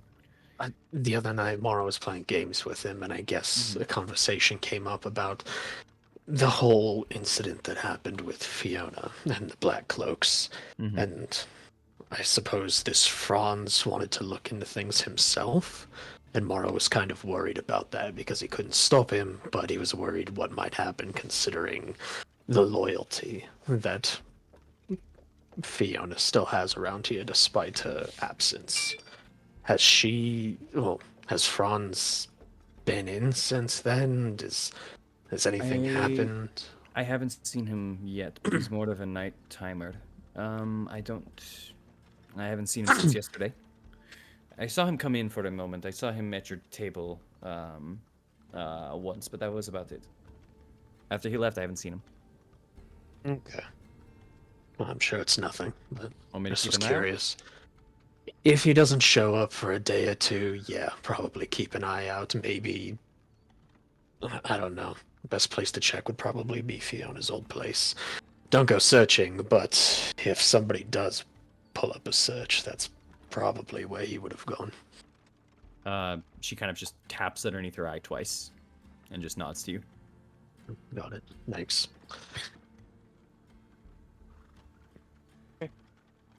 Is that all? It should be. We done here, Morris? Just nods. Alright.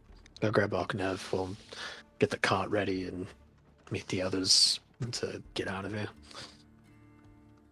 And as you go over to Oknev to grab him, they're in the middle still of rifting, and Rictavio goes, and when the constructor of that tower finally watched it fall for the 4th time, that's when the concept of Jenga was born. And he points over to you, Oknev, expecting you to follow.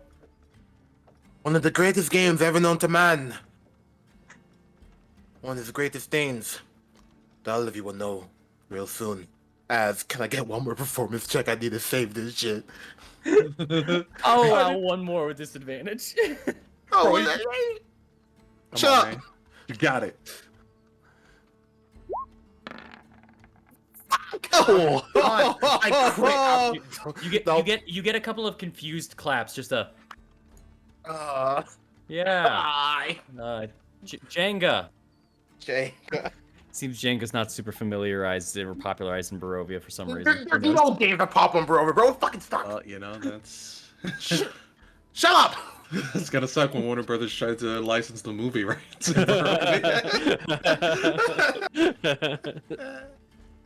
As unfortunately the two-man show of Jenga and the towers did not go too well, you guys are able to go out and get onto your horses and get the cart, and you guys can head over towards Morrow and Eileen over to Lydia's house. Which, in the meantime, switching over, Morrow and Eileen, you guys make your way over to... Actually, also, let me put you guys in Valaki. I'm so sorry. I It's all right. haven't put you guys in there yet. We're almost in there, guys. We're almost there. There you go. As you guys finally enter on in, you guys make your way to the kind of cul-de-sac area of the townhouse here, the former burgomaster's mansion that Lydia, Victor, and Stella now reside in. You guys are easily able to kind of go on inside, and you both immediately notice as you guys are kind of going through, there is some boards set to a window that's apparently has been broken since you guys have been here. As you guys kind of go onwards and arrive back at the front door. Do you guys wish to knock? Do you guys wish to do something else? Anything you wish? Mm,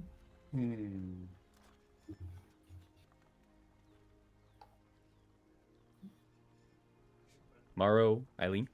Oh, okay. Sorry. Yeah, Thought it's you you two. were No, Okay. I'm just gonna. Well, I don't want to like go through the process of role playing it. No offense, but I just want you're to fine. see. I just want to see if Lydia is okay, and the cat too. Oh, welcome, dear. Yes. What's up? I just want to see how you guys were doing. You know. Oh, we're doing good. We're doing good so far. Stella, unfortunately, has not made too much of progress lately. we had a little bit of repairs necessary, but Victor has been helping, and it's been nice. So yes. Oh, you're here to see Victor. You said he's right on upstairs. If you'd like to go and meet him. Has the town The been attic. Yes. No? Yeah. Yes. Has the Yeah. town Sorry, Maro. Go ahead. has the town been treating you well? Yeah. Well, they've been leaving me off to my own devices mostly, so you know. Just gonna insight check that real quick You can go before ahead. yeah, Absolutely. because like like this is like I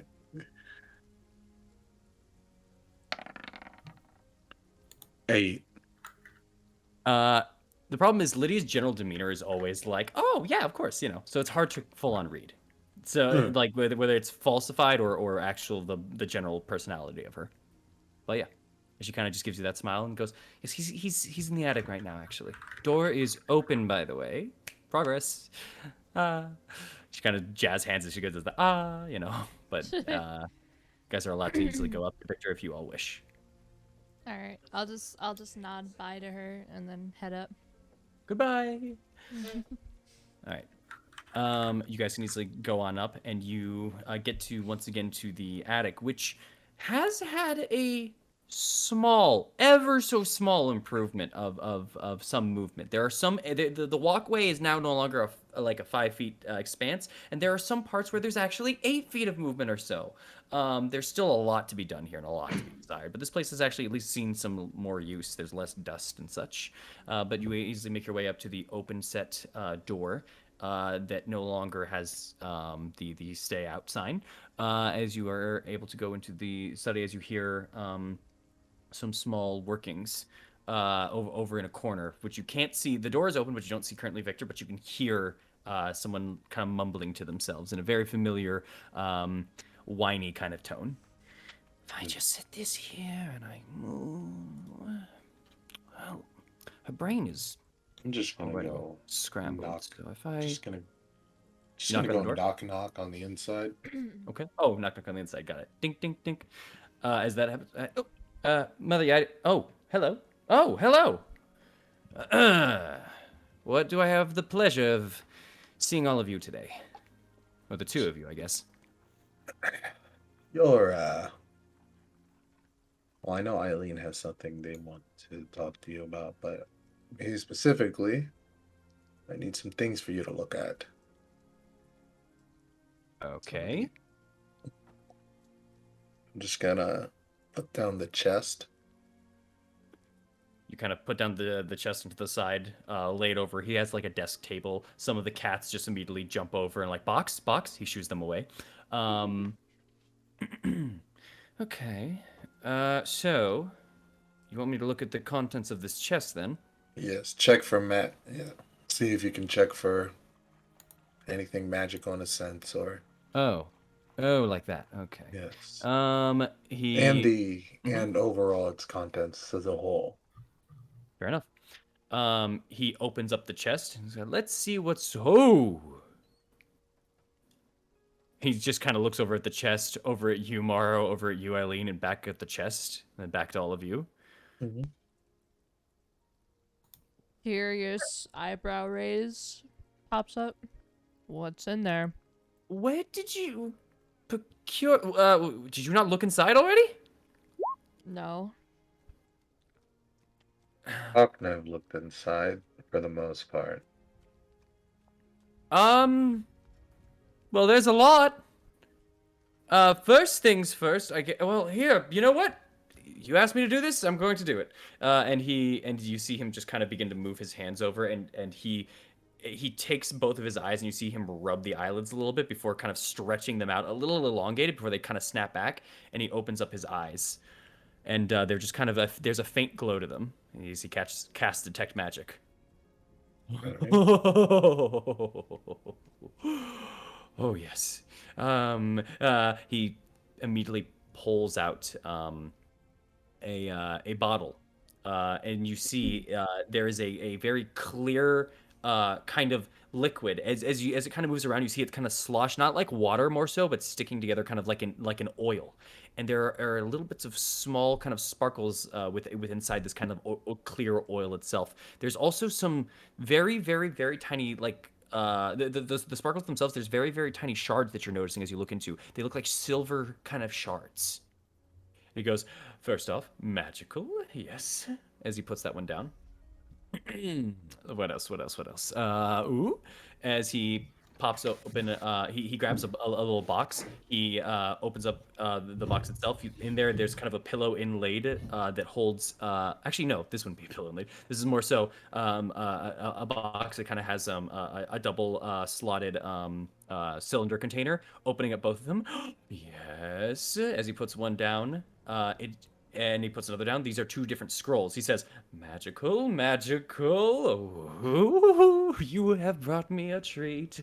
And you've seen this weird giddiness that you're not, an openness that you haven't seen from Victor in a while.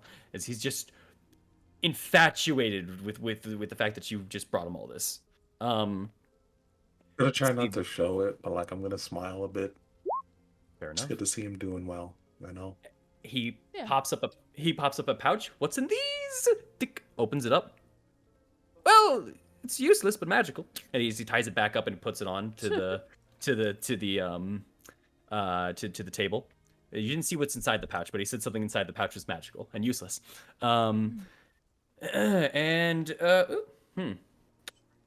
see him kind of pull out what seems to be that of a sort of a kind of wind-like instrument with kind of multiple sets, kind of similar to Akhnev's pan flute a little bit. As he just kind of looks at it and goes, and you see him blow into it immediately. As he blows into it, it plays a weird discordant sound. He goes, nope. Well, it's magical. Don't know what to do about it yet, though. As he If puts we it have down to the side. another fucking instrument of the bars, I swear to God. And as he goes into the my apologies. As he goes into the chest one more time, you're just hearing a rattling. Also, this entire time, you've been hearing the sounds of something rattling, coin based and such. As he pops open and is holding something in the palm of his hands, and he's facing it towards himself, but you guys can't see what he's holding as it's like as he's just looking at it.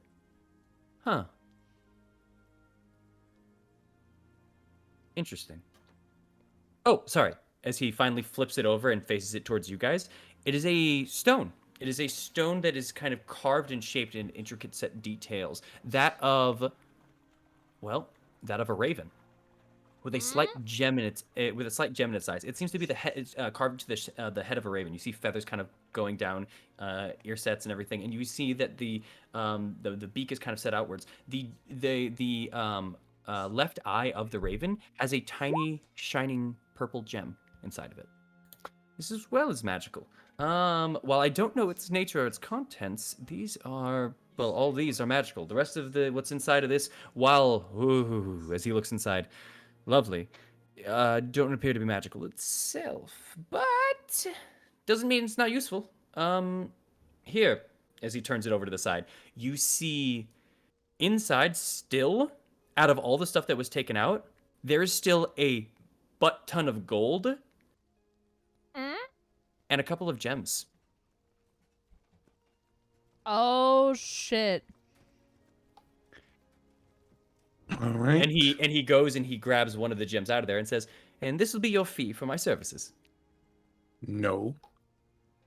Put it back. Let him have it. Aw, come on, man. Damn, How dude, you much? stingy Wait, as wait, fuck.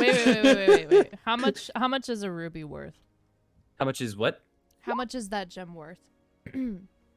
Let me see. As he just kind of starts inspecting it over.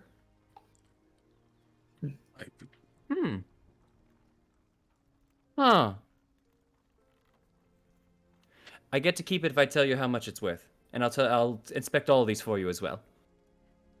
You keep it, and I'll throw in 10 extra gold. Eileen. Deal. That's Nope, not. you heard her. Deal. This gem here is worth 500 gold. As he pockets it. Eileen. and you see him 10 What? extra. Boop, there we go. Going And then you directly. have 4 others in here. Let me see. Those are components. As dink, dink, dink, dink. That's fine. Ooh. He's a wizard. Uh-uh. He gets more use out of it than we do. Luckily for you, it seems all of these gems are worth 500 gold, including this here diamond. As he pops out one of the gems that appears to be a diamond worth 500 That's the gold. important one. Diamond. He seemingly took a emerald, as it was green in nature, and it's kind of That's the mint one. and such. You Michael, also we have a revivify. you have You have a raise you of dead, also I believe. you have two other rubies, and you also have another emerald. Yeah. Bro, that's No, that's perfect. Thank you so much for this, Victor. Well, of course. As for the rest of these, I know they're schools of magic. I don't know exactly what all of them do, but I do know, once again, this oil, these 2 spell scrolls, these bullets, as he pops it down, this flute instrument, and this stone here. I know they're type once again, but that's about it. Okay. Mhm. Awesome. Thank you. We will take the rest and you keep your Absolutely. share. Absolutely. So yes, here is your here's your potion. Here's your scroll. I mean, do you want me to look at them further? I can absolutely see what these are for you. Yeah, that would be great. Oh, good. Any requests? Anything first or no? The scrolls first. Just the scrolls. The scrolls first? Okay. Yeah. Absolutely. Okay. Oop. Let's see. What is this one? Out of my purview. Moves it to the side for the first one. Oh shit. This one. Ooh, hold on. This might take a minute here. This. Huh. Necrotic in nature. Oh. It takes him within another 2 minutes of this. As he looks through that scroll, he actually searches through it really quickly. Oh.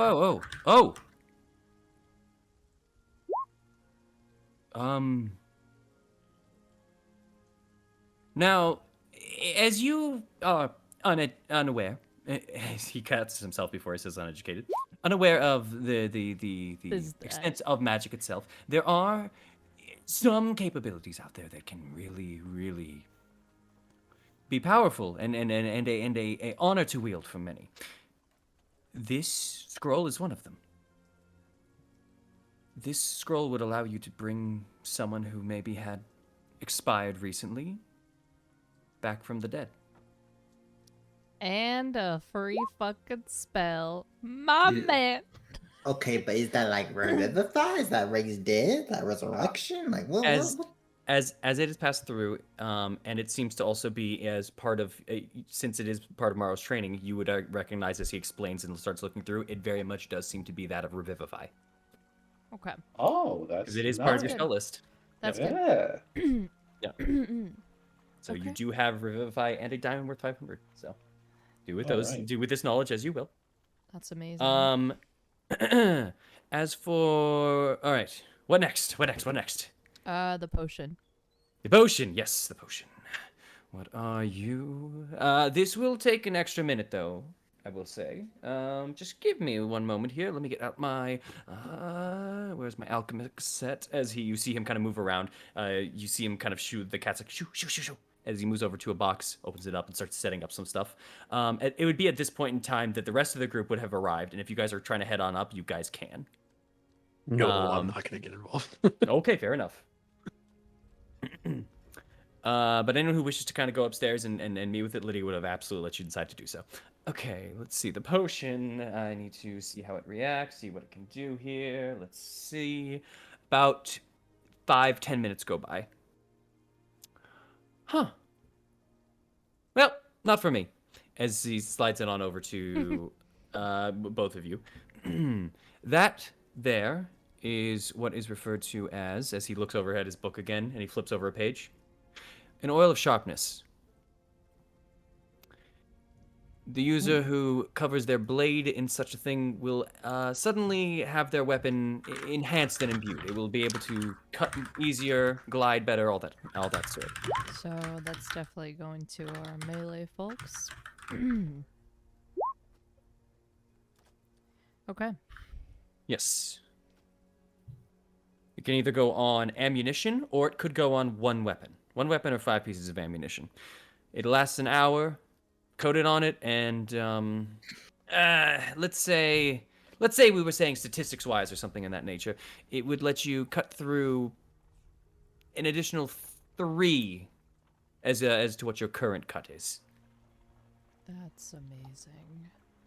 She kind of eyes that oil a little bit and then shakes her head.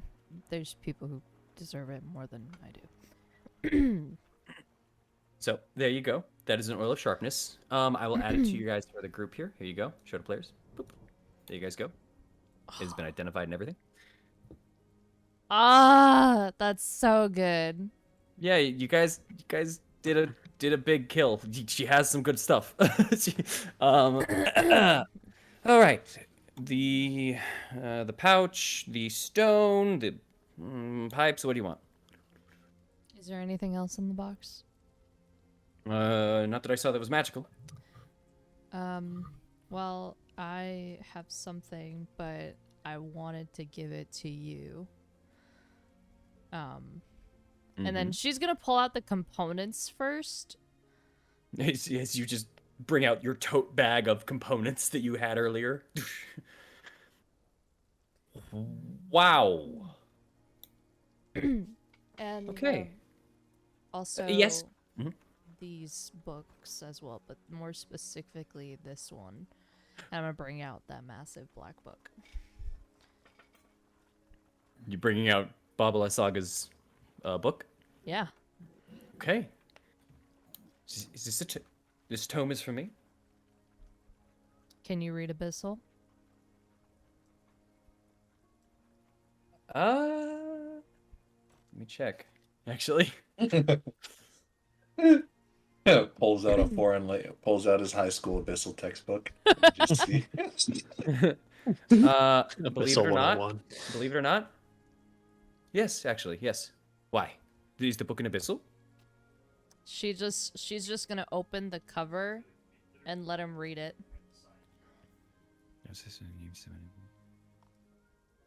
Oh. Oh, this is a ritual book. It's gonna Oh, peek this will over. be a fun nighttime read. Oh, okay. Yes. Thank you so much. As he kind of picks it up and moves it over Hold to the on. side. She's before he Yeah. picks it up, she's Mhm. gonna put her hand on it. Mm. Nothing Yes? stupid. Of course, I'm not gonna do anything stupid. Nothing stupid. I'm trying to trust your responsibility. And I'm gonna be responsible. We're working with each other. We're trying to get out of here, are we not? Maybe this Or- book might have something. Absolutely. So, I mean, if you got all this from such a place, I'm assuming this tome is roughly the same. Could be something fantastical. I'm going to search it for you, unless you wish to do so. You could take it yourself. I'm just saying. well, I- I'm figured since I also speak the language, we could collaborate, try to get this process done faster. If you wish, it would take a. This is a fairly thick tome. It might take a little bit of time and research. If you wish to accompany me, I do not mind it. I will be taking the lead, I will say, but I don't mind it. Sure.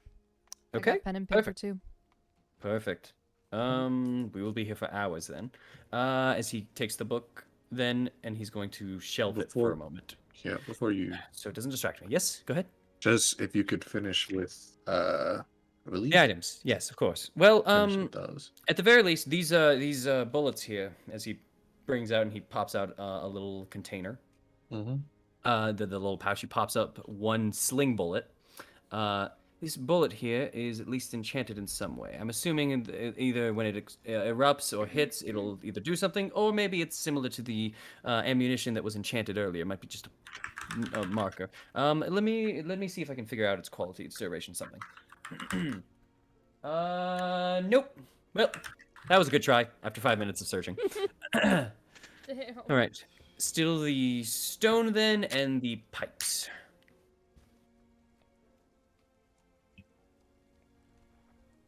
Wait, is it a magic sling bullet or stone? Sling bullets. Okay. Yep. What kind of Uh, weapon are those for? A sling. Ah, okay. Well, like,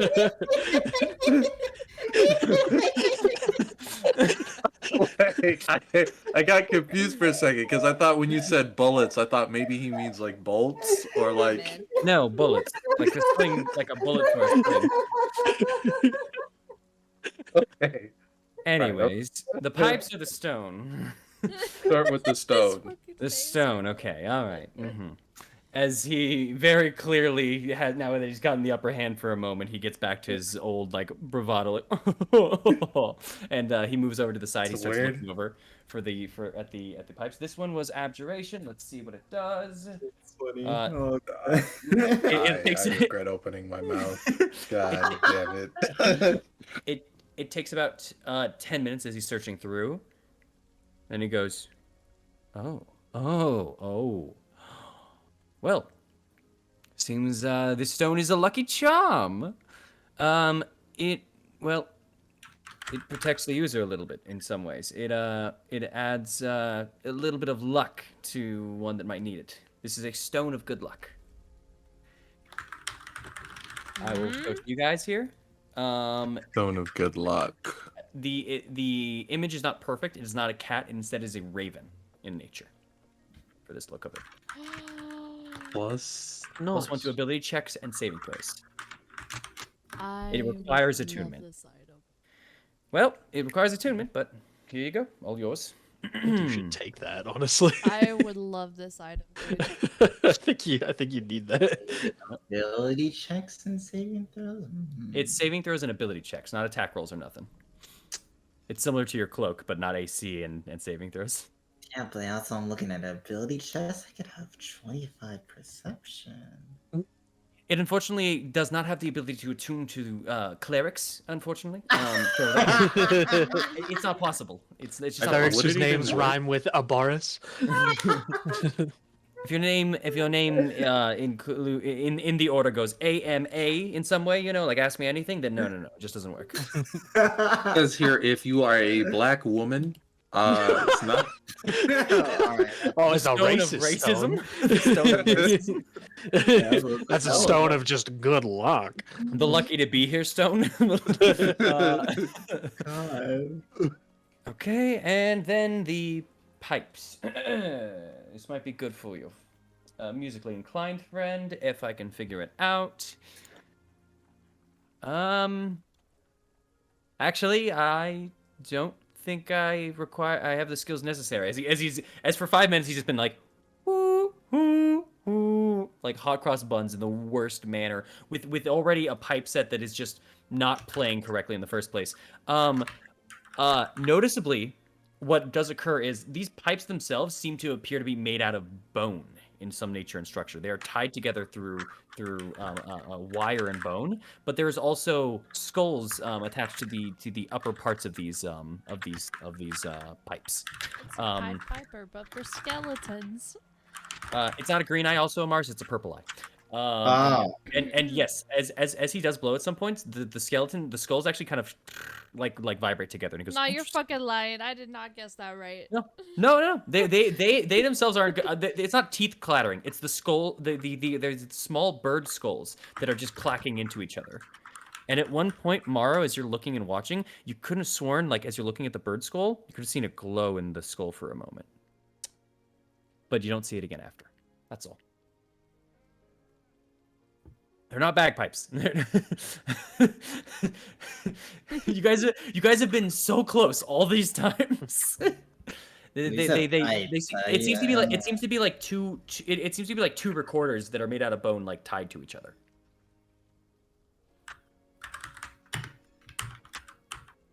Fucking necromancy ass flute.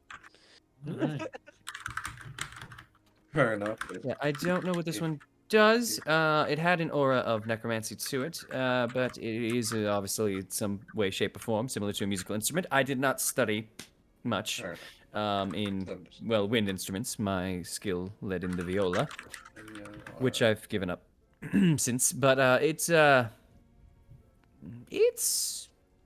looks useful. Fair enough. Some mana. Nowhere near the necrotic shroud that held in that that one twig that we broke earlier, or that you broke. But yes. So. All right, that's everything. I believe Okay. that's everything, correct?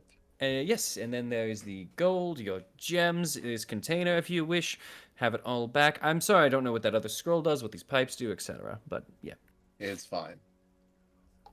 Unfortunately, once again, that one is out of my purview. I was lucky enough to find out that one just because I knew a little bit of necromancy myself for that nature, so I could find out, well, that it was able to bring someone back. As for the pipes, also out of my purview. Bring them to your friend, maybe. That might do you good. Don't know. Either way, not my problem. I will spend some time researching this. If you wish to join me, you may, but I believe, as he looks over outside of the window, I see your cart down there and your friends waiting for you. Are you on a rush? Are you going, or do you want to work on this? Were we in a rush, guys? Yes. Fuck! Sorry, it slipped my head. No, I wanted to give this book to you anyway. Just be smart. That's it. Absolute. No offense, as he leans over. No offense, Eileen, but I am the smartest one here. So if You're anything, smart, but socially you are stupid. I wouldn't your friends say- are waiting. Go. As I- you see a moment of him trying to come up with something that just never fully goes into it. I think, Go ahead, come on, Maro. Yeah? That's pretty cruel, Eileen. He's not socially stupid. He literally turned a girl into a cat because he wanted her to go away. She was persistent. I said I'm sorry already. Okay. You're working on it. You're working on it. That I can Yes! acknowledge. And I see it. Good job on the attic, by the way. I see the progress you've been making. Just All right. Oh, yes, of course, the plywood and everything. Yeah. this is just something I'm trusting you with. And your trust won't go unnoticed and unappreciated. You will be Just- fine, and I will be fine, and maybe this will come up and help both of us somehow. Just one quick thing.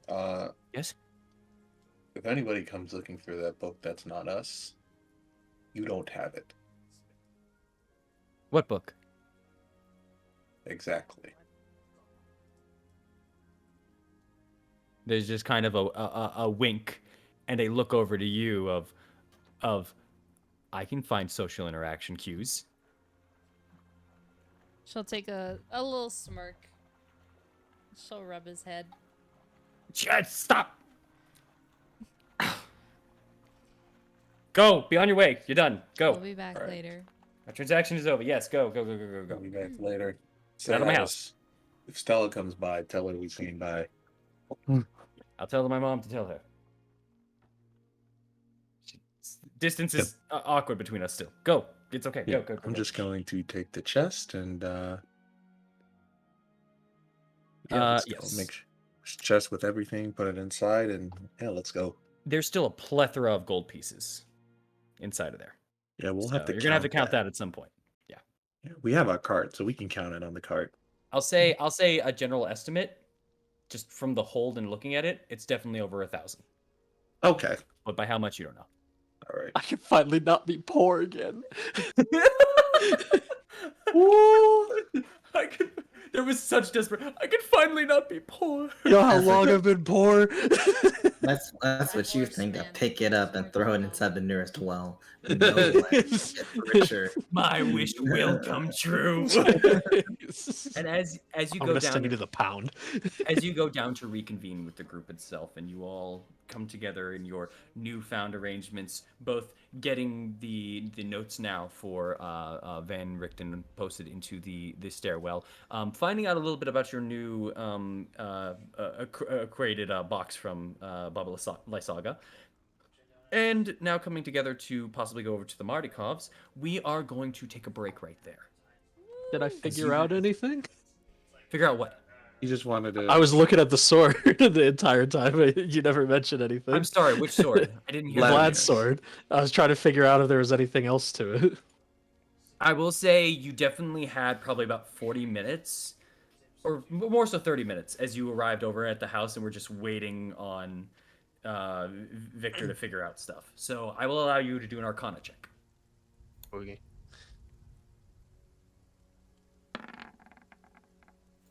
12.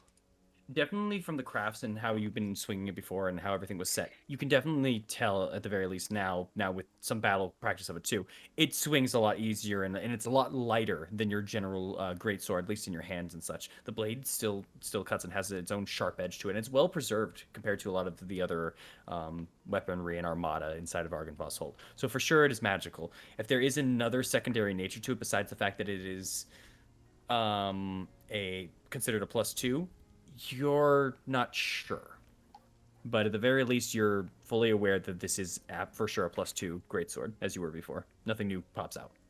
Okay. Yeah. And now break. Ooh, we'll be back. Ooh. Be right back, guys.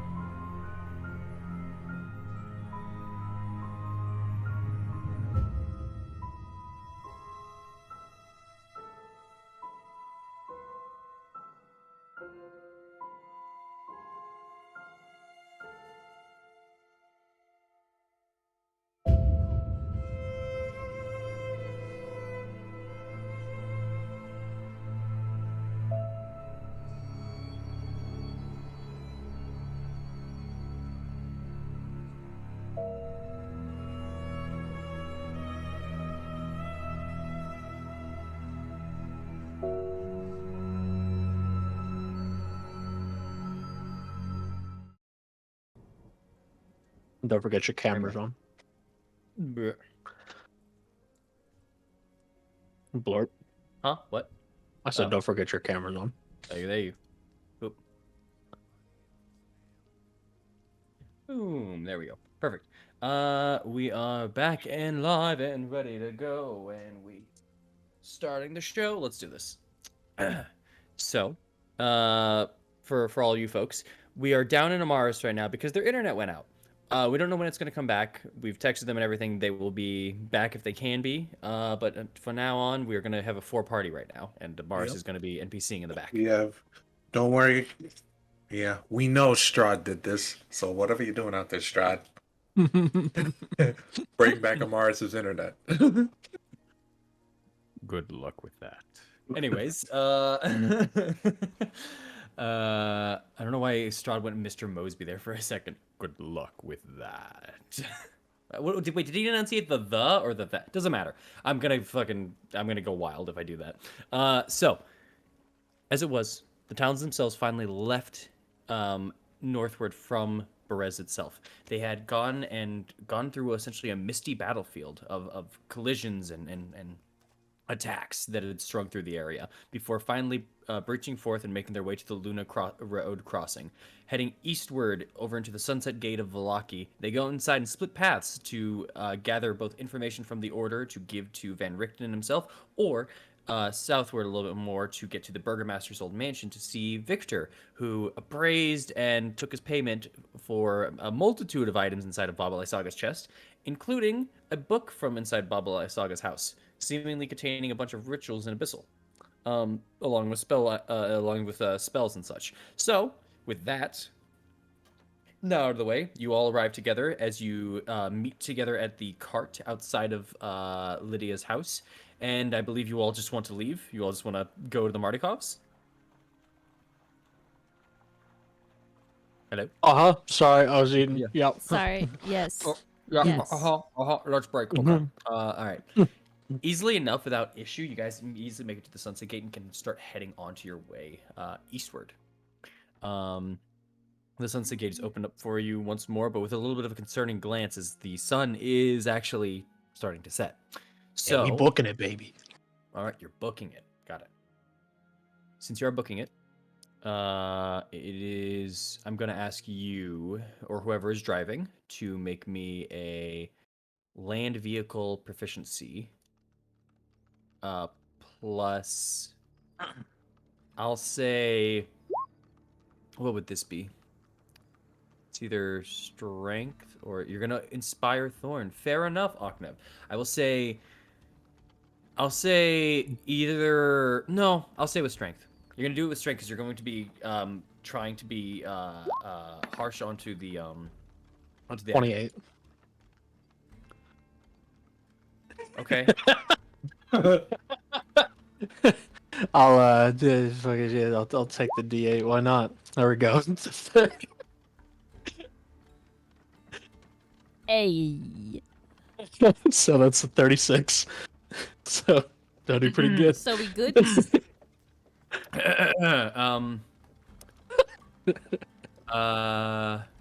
Deja vu. I have been in this basement. That's gotta be right. I am the streets. No, it's fine. Wow. Okay.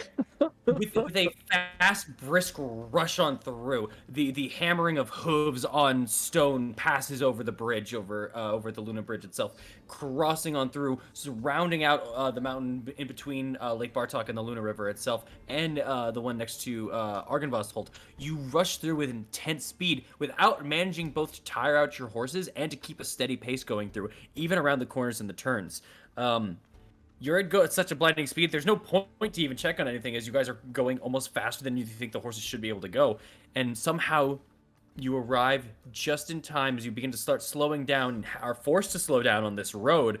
Or actually, you know what? You would be forced down to slow this road as it is kind of turning into more mud and more narrower terrain. But with your intensity and your focus, you drive on through and make it down this hill, which would usually take a walking time, and it would be about 30 minutes or so, in about 8 of rushing the horses through. Holy shit. You cut off, I'll say, 20 minutes of travel of what should be yeah, it essentially took you 45 minutes on what should have been an hour and 15. I'll cut off 30. There you go. Because 36 is just... It's impossible. What would you fail on a 36? Your DM hates you if you fail a 36. Or you're doing something impossible. But yeah. Wow. Making it at breakneck speeds, the sun isn't even a worry for you. It's not even cresting over or going behind any of the mountains to the east. Or the west. No. Yeah, the west. Yeah. You still have a decent amount of sunlight by the time that you see the winery in the distance. I'm assuming you all approach and just slow down finally.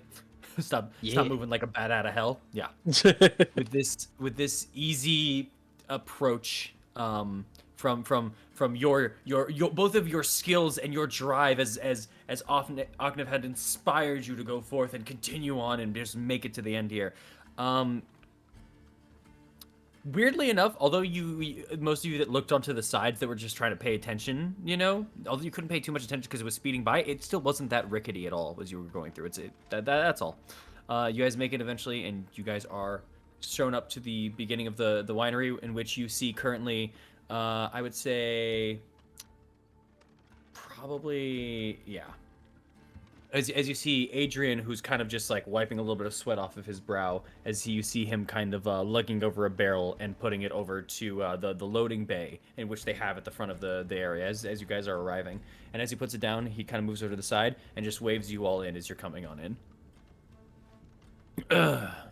Hey, Amaris. Hey, perfect timing as Amaris arrived back. You just arrived at the Mardukov family after the fastest horse ride ever.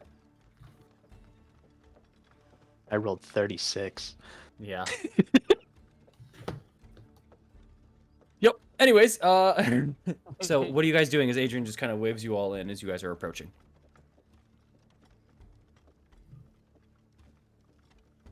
We get out of the cart Okay. Yeah, get inside.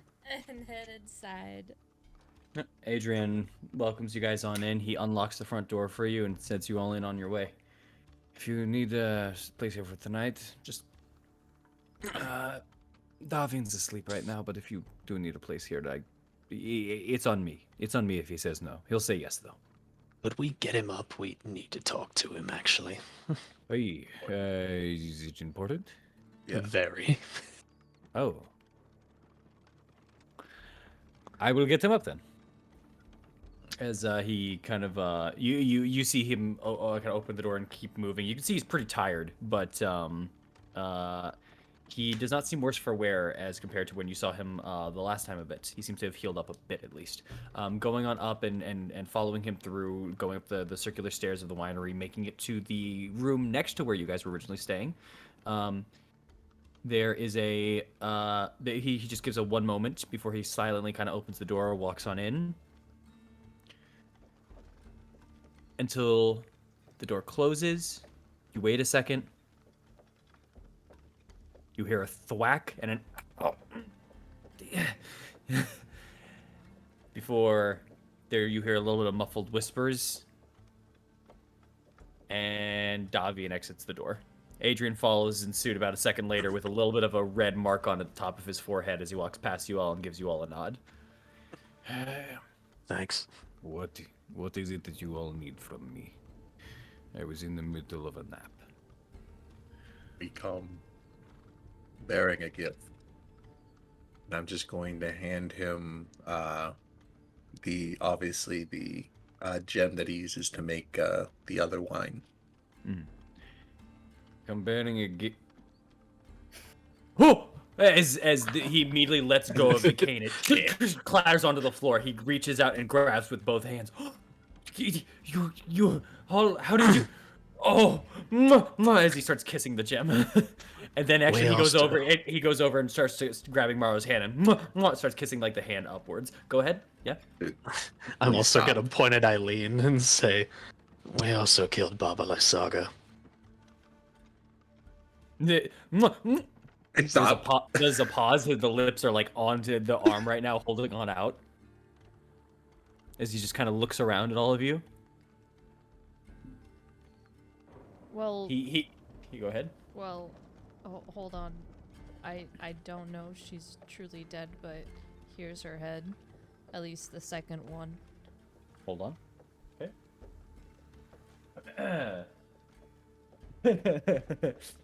Immediately goes back, but he catches himself on the railing. As you guys are on like the second floor, as he just backs up almost as much as he can as he goes. Just That's- kind of pick up the cane that he's using, and kind of walk over and hand it to him. You can't. Oh my god, you not only have brought me back this gem, but you've killed the woman of my nightmares. Well, hold on. She Yes, got yes. away a second time. I did kill her the second, but I don't know if she can regenerate or anything. So, just Wait, you killed her? You killed her a second time? Wait, I'm lost. I killed her, with her house, and then after that fight was done, she ran away. She was naked, weak, and barely walking. I killed her that time too, but I have no other proof to know that she's alive a third time. Oh. Okay. She okay. basically had a backup body, but Okay. we found no evidence of another one. All right. So, you killed her. She came back. You killed her again. She might still be back then. Potentially. I have no proof that she is finally dead. That's all I'm trying to. But at let the you very know. least, she can die. You have proven that to me. So that's at least and that you are capable of it. So more than enough for me personally. She's still out there though. Not good. But this is still very good. This is still very good. As he still holds onto the gem and kind of holds on outwards towards it. I thank you so much. Yeah, did you food? Is it food? Bedding? What do you need? Did you come here for that, or did you just come here for this? If we Bedding. could stay here for the night, that'd be Absolutely. Do you want to take my? You would take my room if you wish. No. That is your room. No, sir. I don't. No, of course, I don't mean. Sorry, I don't mean the room with I don't mean the room with Yolanda in it. I mean the room I'm currently in. I could find another place. We have perches upstairs. I could just sleep as a raven, if you need the extra space. But No. otherwise, No, sir. That's your room. listen, it may be my room, but for everything that you have done for me, this is everything you have done for my family, my lineage, everything that you have done for this home, the winery, Barovia. This is more than a small little gesture of kindness. This is a great deed you all have done. You know what? At the very least, hold on. We were holding on to some of these, but now we can make more. This is the gem that we use for Red Dragon Crash. Let me get you a couple of bottles. How about that? As a starter. We were, Sure, stare- Nif would we, love were- that. we were holding on a couple of kegs. I can get a couple of bottles prepared. 5 bottles of Red Dragon Crush, 1 for each. Oh, and your 6, I guess. 1 for your friend as well. As the mother goes, that would be lovely. Thank you. Hello. Anyways, for all of you though, yes, 6 bottles. We'll start with there that you guys can sleep in. Absolutely. If you need food, you have food. No problem. Appreciate it.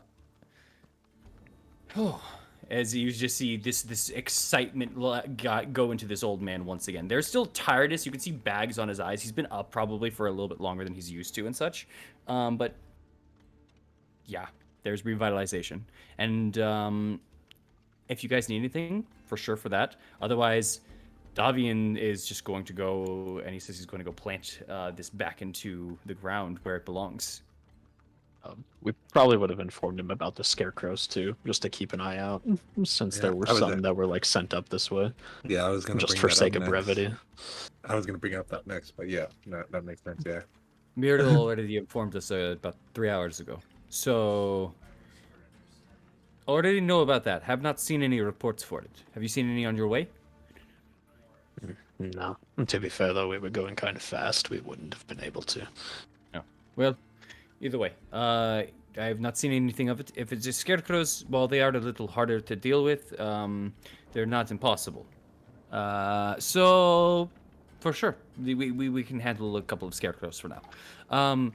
With that though, if you do not mind, I am going to bring this place back to what it once was.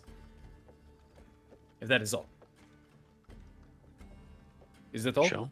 Okay, good. Sounds And like he's it. gonna he's going to rush downstairs. You see kind of as he takes that cane, he can't help but like press on the cane once while he's holding the gem in the other hand and lift his both feet in his air. He clicks, he lands back down, he stumbles forward a little bit, holds onto his side, and then keeps on going downwards.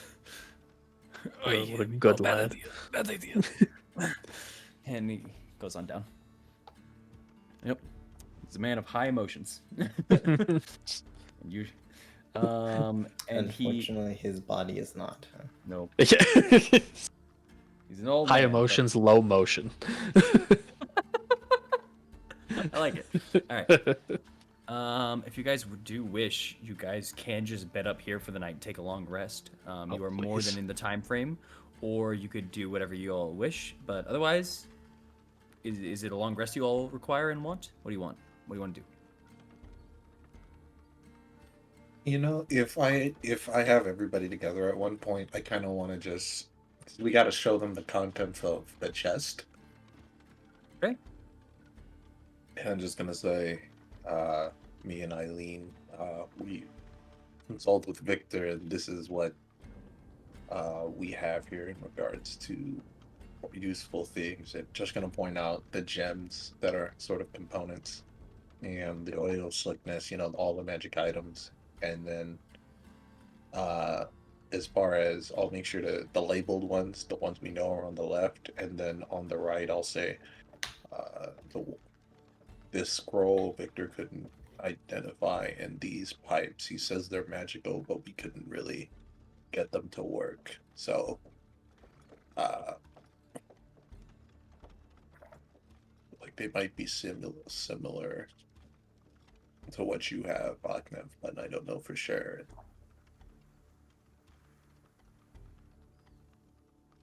So I just let everybody grab what they need in regards to that. Have you counted up that money? I was about to Okay. one. All right. He's just gonna walk out of the room. I would just look over, see the diamond, pick up the diamond. That's it. And then just walk out as well. Actually, Amaris, is there any What? way you can check that scroll, see what it is? This one that just picks up the scroll or the fire? No, the other one. Oh, Victor couldn't check that one. pick up the other scroll, I guess. You can roll me an Arcana check and spend a little bit of time studying it. You're not proficient in Arcana, right? No. This will take you a little longer, but you might figure it out. Yeah. Can I just spend a little bit extra time just trying to figure out I'll allow one more roll if you're using it all the way to the point of your level. You do I nothing else besides look at the scroll. Can You I, are a person who has studied inside of the Order of Silver, so yeah. Can you what? Go ahead, Octa. Can I just drop an inspiration walking by? You, At a point, like after 40 minutes, Amaris is just looking through. She's got that like study trauma, like look, the exhaustion on the face, and how do you inspire? Read better.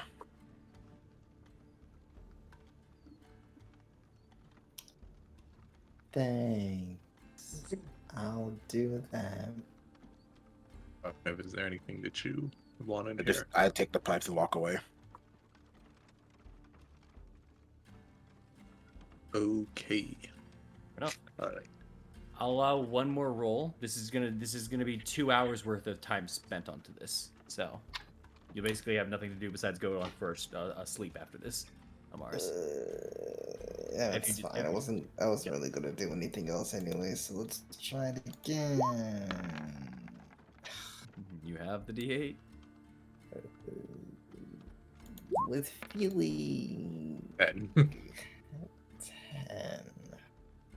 Looking at this, you are recognizing at the very least, like after 2 hours all of the way through, you just sit there rubbing your eyes, and you're just like, there's familiarity here. You feel as if you know the spell here, as if there are markings and runic natures and such. You've gone through many scrolls and studies, and you feel like one of these types of this type of magic at least was somewhat in the underground tomes that you had over in the order, but you just can't put it to your brain of like what this is. You just know you've seen it before. That's all. At the 10.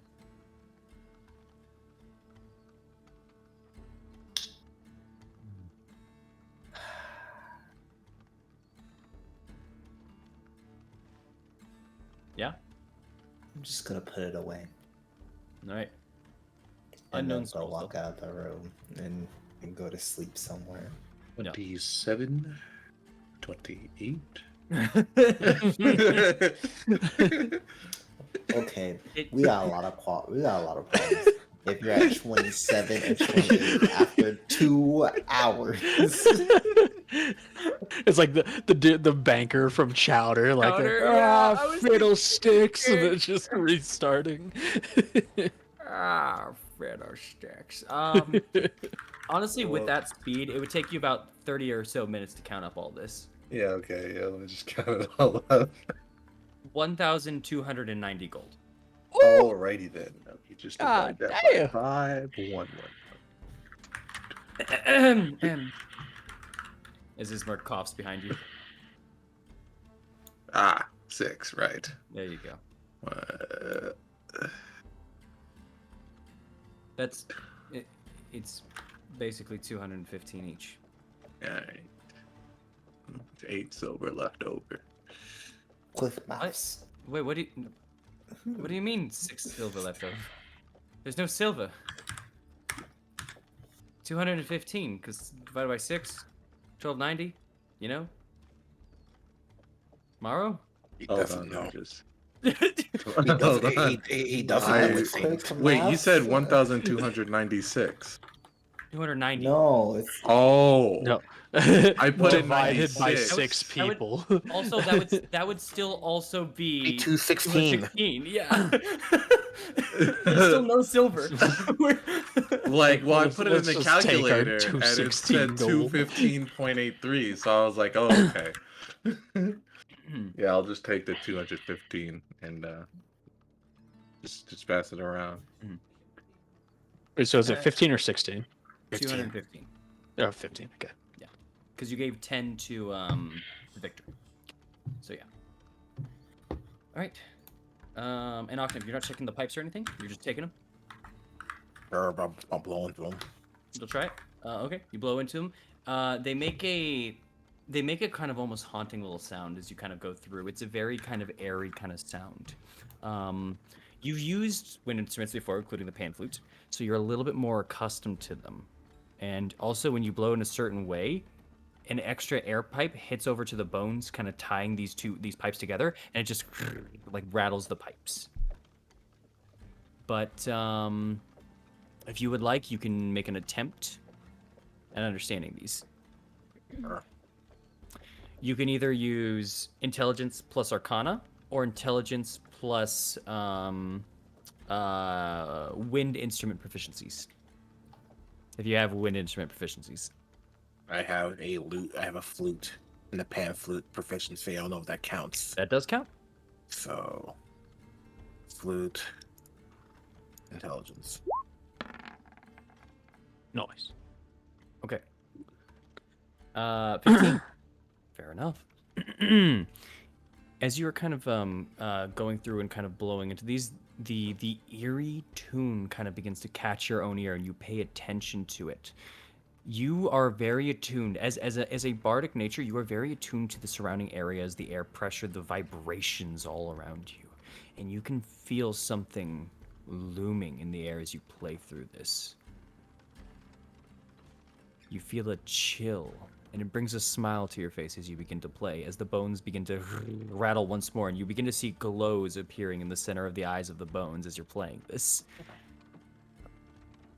You successfully have figured out that if someone was to hear this rattling, they might become terrified, even fear you in certain manners, feeling like something is watching over them. These are pipes of haunting. Here you go. What? That's cool. Hell yeah. Bro. You are proficient with wind instruments, so you can use it. They have 3 charges on them. You can spend a charge to make a creature within 30 feet of you make a wisdom saving throw 15 DC, or it will fear you. Well, And pipes be haunted. oh All right. my god.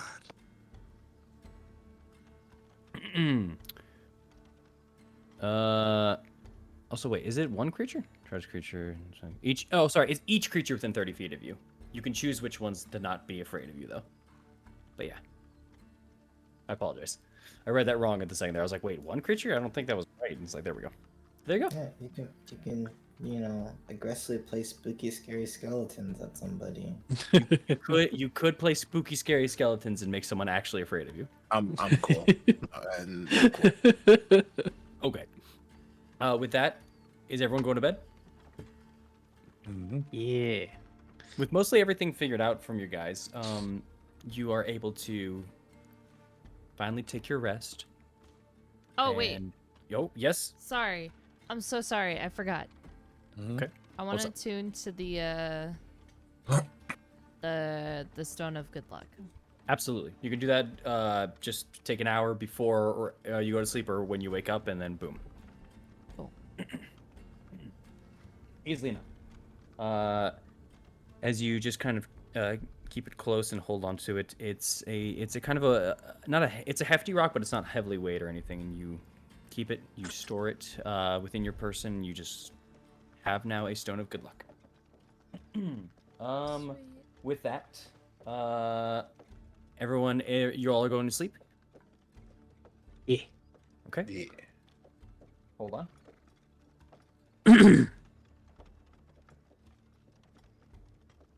Okay. All right. You all drift off into sleep. Resting, enjoying your own time, and beginning getting ready for the morning. As you all sleep softly in your beds, you awake to the light of the morning. Have you completed a long rest? Just fine. Hey. All right. What would you all like to do? You've completed a long rest. Restore your hit dice. Restore your everything that you can and want. Half your But, hit dice. Huh? Half your hit dice. Have your hit dice. Yes. Have your hit dice, full hit points, and all your stuff. Take off exhaustion if you got it, which I don't believe any of y'all do.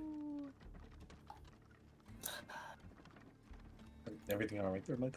Yeah, I was about to say. It's like, what was that deep dive? Like, It's Yeah. the sheet. It's just the roll 20 sheet. Like it keeps looking at my casting level as if I'm like 3rd level, 4th level. uh-huh. And because like gives me like 4 first level, 3 second level, and then 2 3rd level, but Uh-huh. doesn't give me any 4th and 5th level, so I have to reorganize it as if like. Did you as set if I'm a your- proper test? Did you set yourself to level 9? Yeah. What? Maybe it's because of your multi-class that you did? Not messed it up? multiclassed.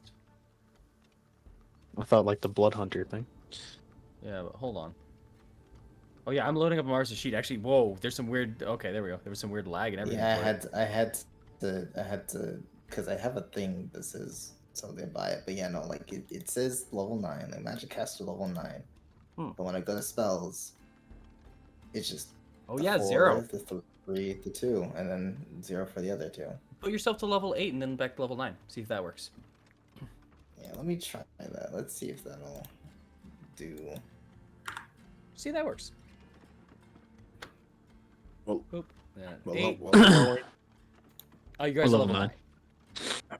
what's your dip? What's your dip in Blood Hunter, Michael? I 0. don't have a dip in Blood Hunter anymore. Oh. They had a dip. We had a story change for some of that stuff, but it's all good. It went back. You changed it. Sounds like yeah. Okay. Change it to 9. That work? Nope. Nope. Whatever. You know what it is. Yeah, I have to look it up though. It's annoying Set yourself to 3. Well, your 4 3 3 It's like- 3 2, or no 1 for 5. Sorry. Yeah, 4 3 3 3 1. Yep. Still, I'll figure it out. I'll do All something. good. You rise and wake up easily and readily. Elivier has prepared a breakfast for all of you. As the heads to Davian, as he says. He says he's also taking care of the horses. Outside. Aye. Yeah. Very nice. So your horses have been fed and properly taken care of for the night. So you are free to do what you wish as you are guests of the house. As Elivier just kind of, after he kind of helps finish making breakfast for you guys, he goes, "I'm gonna go sleep now. If you need anything, let me know, okay?" Appreciate yes, it. Yeah, and Davian says you're allowed to wake me. Enjoy. As he heads on out. You see the whole family seems to be kind of tired. The only people you haven't really seen kind of moving around was oh my god, Dag and I'm forgetting her name. I feel really bad. Yolanda? No, Yolanda's the baby. Oh, Sophia? Sophia, yes, Sophella. Yeah. Sophella. Sophella, yeah. No. Sophella is Esmeralda's. Hold on. No. It's where is it? It ends, I'll it open it up. ends with It's- an A. It does end with an A. Shush you both. I hate you both.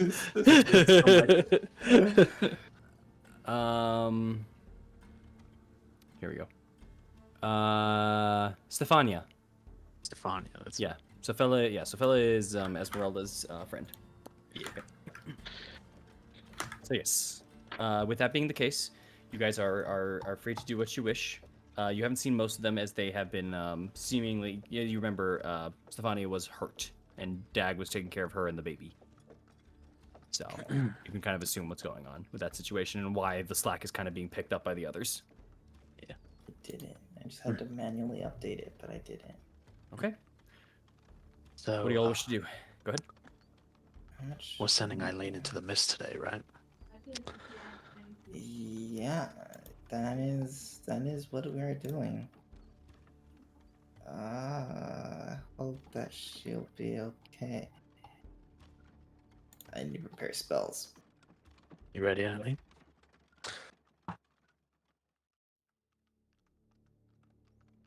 So the Can't plan. believe she passed out at breakfast. It's crazy. I thought she is. Sorry, She woke up. I thought y'all were talking like she wasn't there in the same room. No. Y'all are literally eating breakfast. It was implied like sending Eileen in and just like looking at you. It's like waiting for a response. Oh yeah. It's a porridge primarily set breakfast. You have a little bit of bread for dip on the side for that. You also have what seems to be in the center kind of set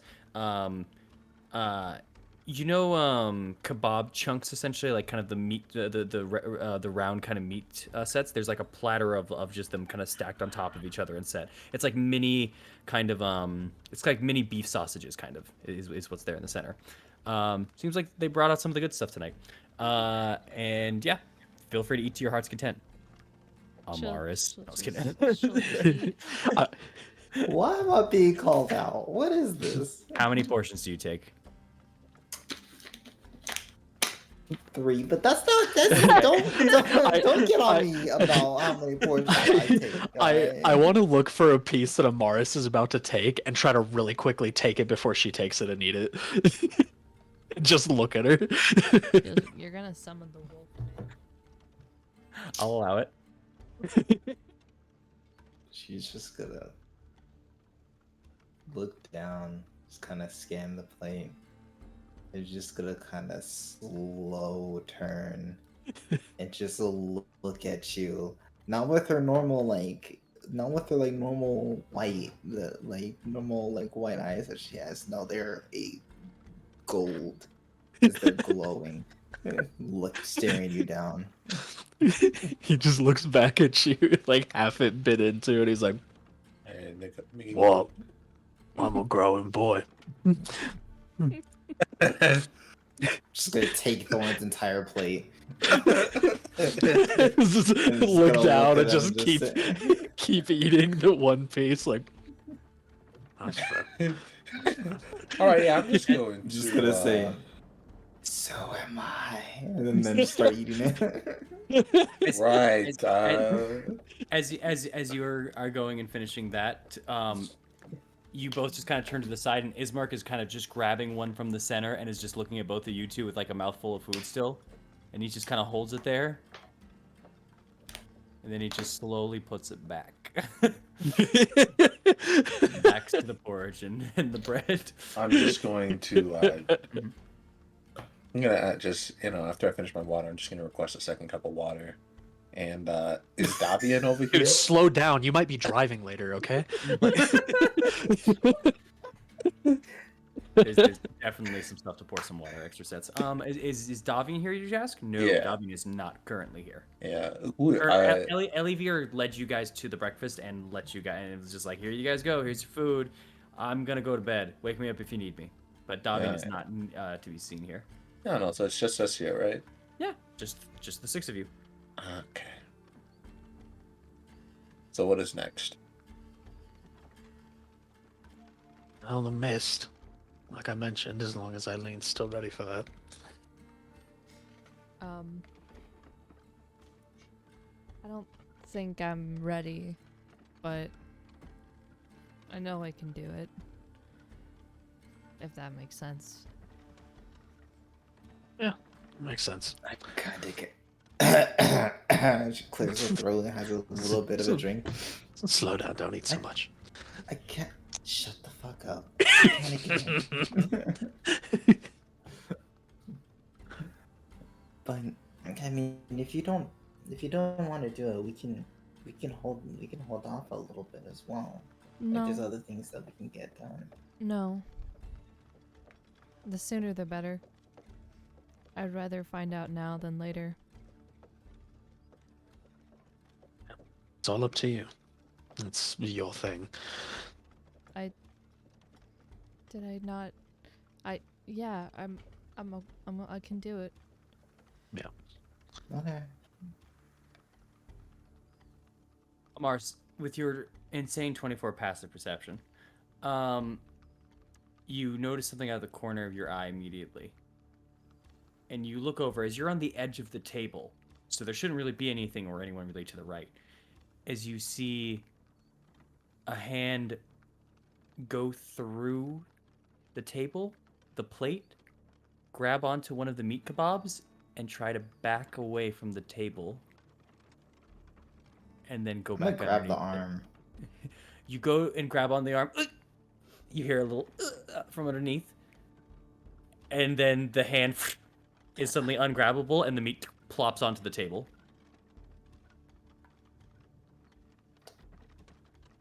Who's What here? the fuck?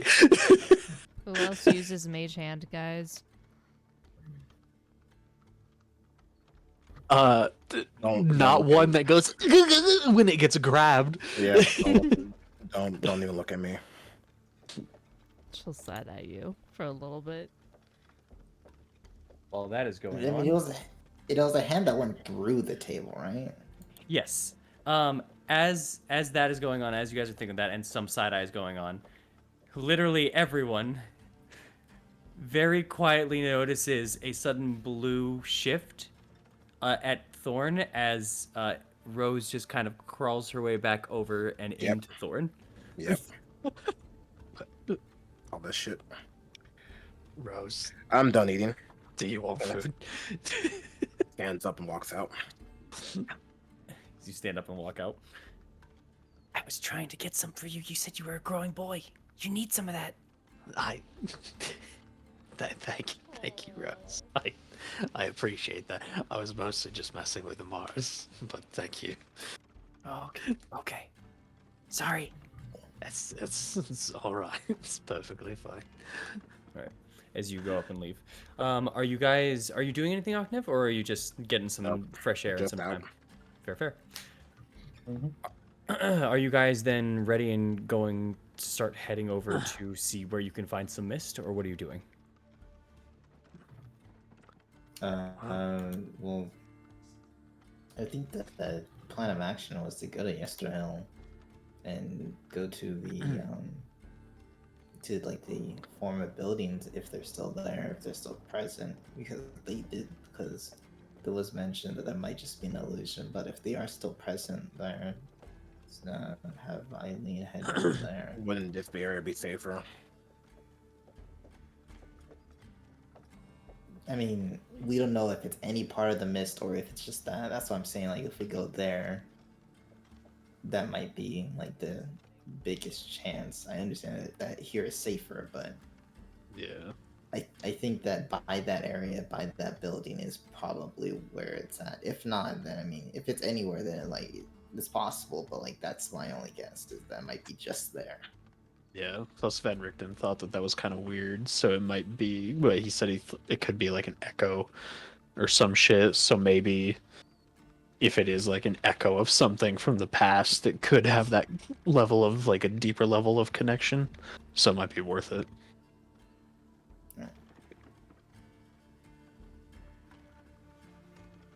Up to you guys. What do you wish to attempt? Could it also just be the regular outskirts of town? Like the road where Kresik is? It's just the edge where the mists are. So pretty much any direction you can go will hit it eventually. If we run into any trouble, Kresik is right there. Let's head up that way then. I want to do that instead of the echo of the past. Where was that again? Sorry. Yes to hill, Hill. like Gamaris was saying. Yesterhill. We have the problem of the druids there. If we get seen. Yeah. The only reason why I even suggest Yesterhill is because of that image of buildings off into the distance. Okay. No, yeah. Then if that's the case, we could do that. We could do what? Alright. Go to Yesterhill. Okay. Yeah. I'm down for whatever. Okay, This is so everyone all it well, this extends both in game and out of game. In game to Eileen, out of game. Like, is everyone alright? Did I miss something during the break or something? No, I'm fine. I'm in character, bro. What you mean? there's a somberness of heading towards the mist, it seems. It's just Perfectly good. I guess it's more so just aimed at Charles in particular. I'm good. But if everyone's alright, then in game. Eileen, are you alright?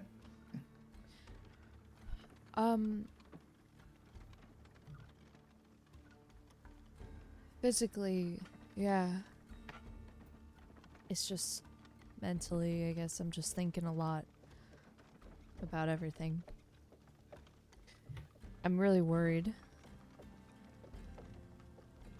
It's been quiet. Not in terms of what we've been into, but in terms of outside forces interrupting us. Other than that one ghost that wasn't even a problem. Sorry, DM. But Go on. sorry. So sorry. You're good. It's just, I don't know. It's been quiet. I'm tense. I just want to get this Okay. situation dealt with first. Alright. Yeah. Fair enough. When do you wanna start heading out? You wanna head out maybe after this breakfast, or? Preferably. Probably. But if Yeah. you guys have Don't know anything how to long. do, then I don't mind waiting. Um, Fair enough. I Yeah. don't have anything. Yeah, me neither. It's probably best to get it done as soon as possible, since we don't know how long it'll take. Doubt it'll take all day, but still. Yeah. But in case it does, we probably should just make sure Yeah. get there early as possible. In this case, too, we can leave the horses here.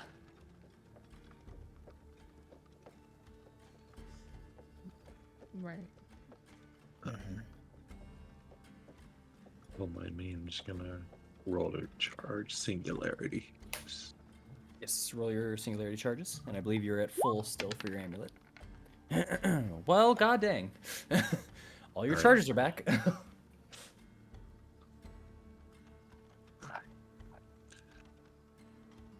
that case, I'm just gonna kind of quickly eat up the last bits of her food, and in order to identify what the scroll is, it takes like an hour, right? It takes rough time. You have gone over and over, failing in understanding. I can allow one more attempt at disadvantage before either you need to pass it on to someone else or find some new knowledge.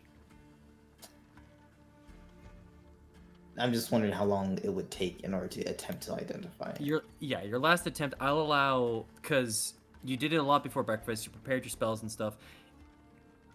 If you guys want to wait an extra 30 minutes here, you can do a check through of it, just to see if you got anything. Okay, 30 minutes, and You lose 30 minutes before the day.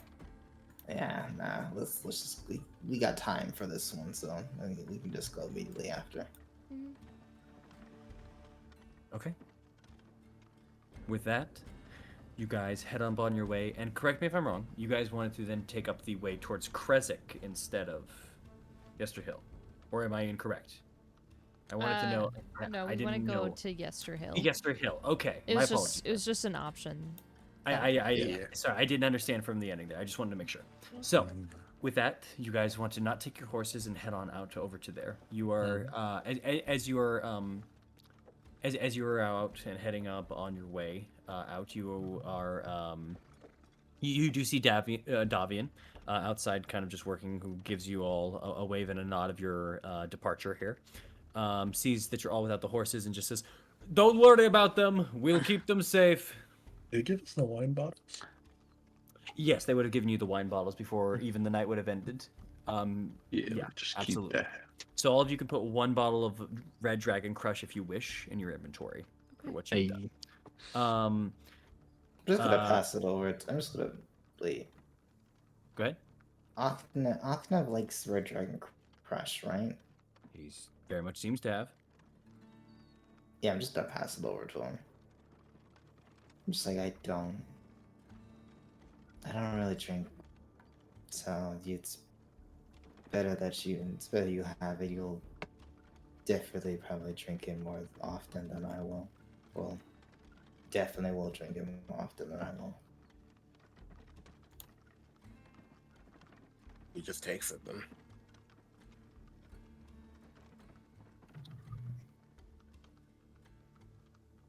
All right.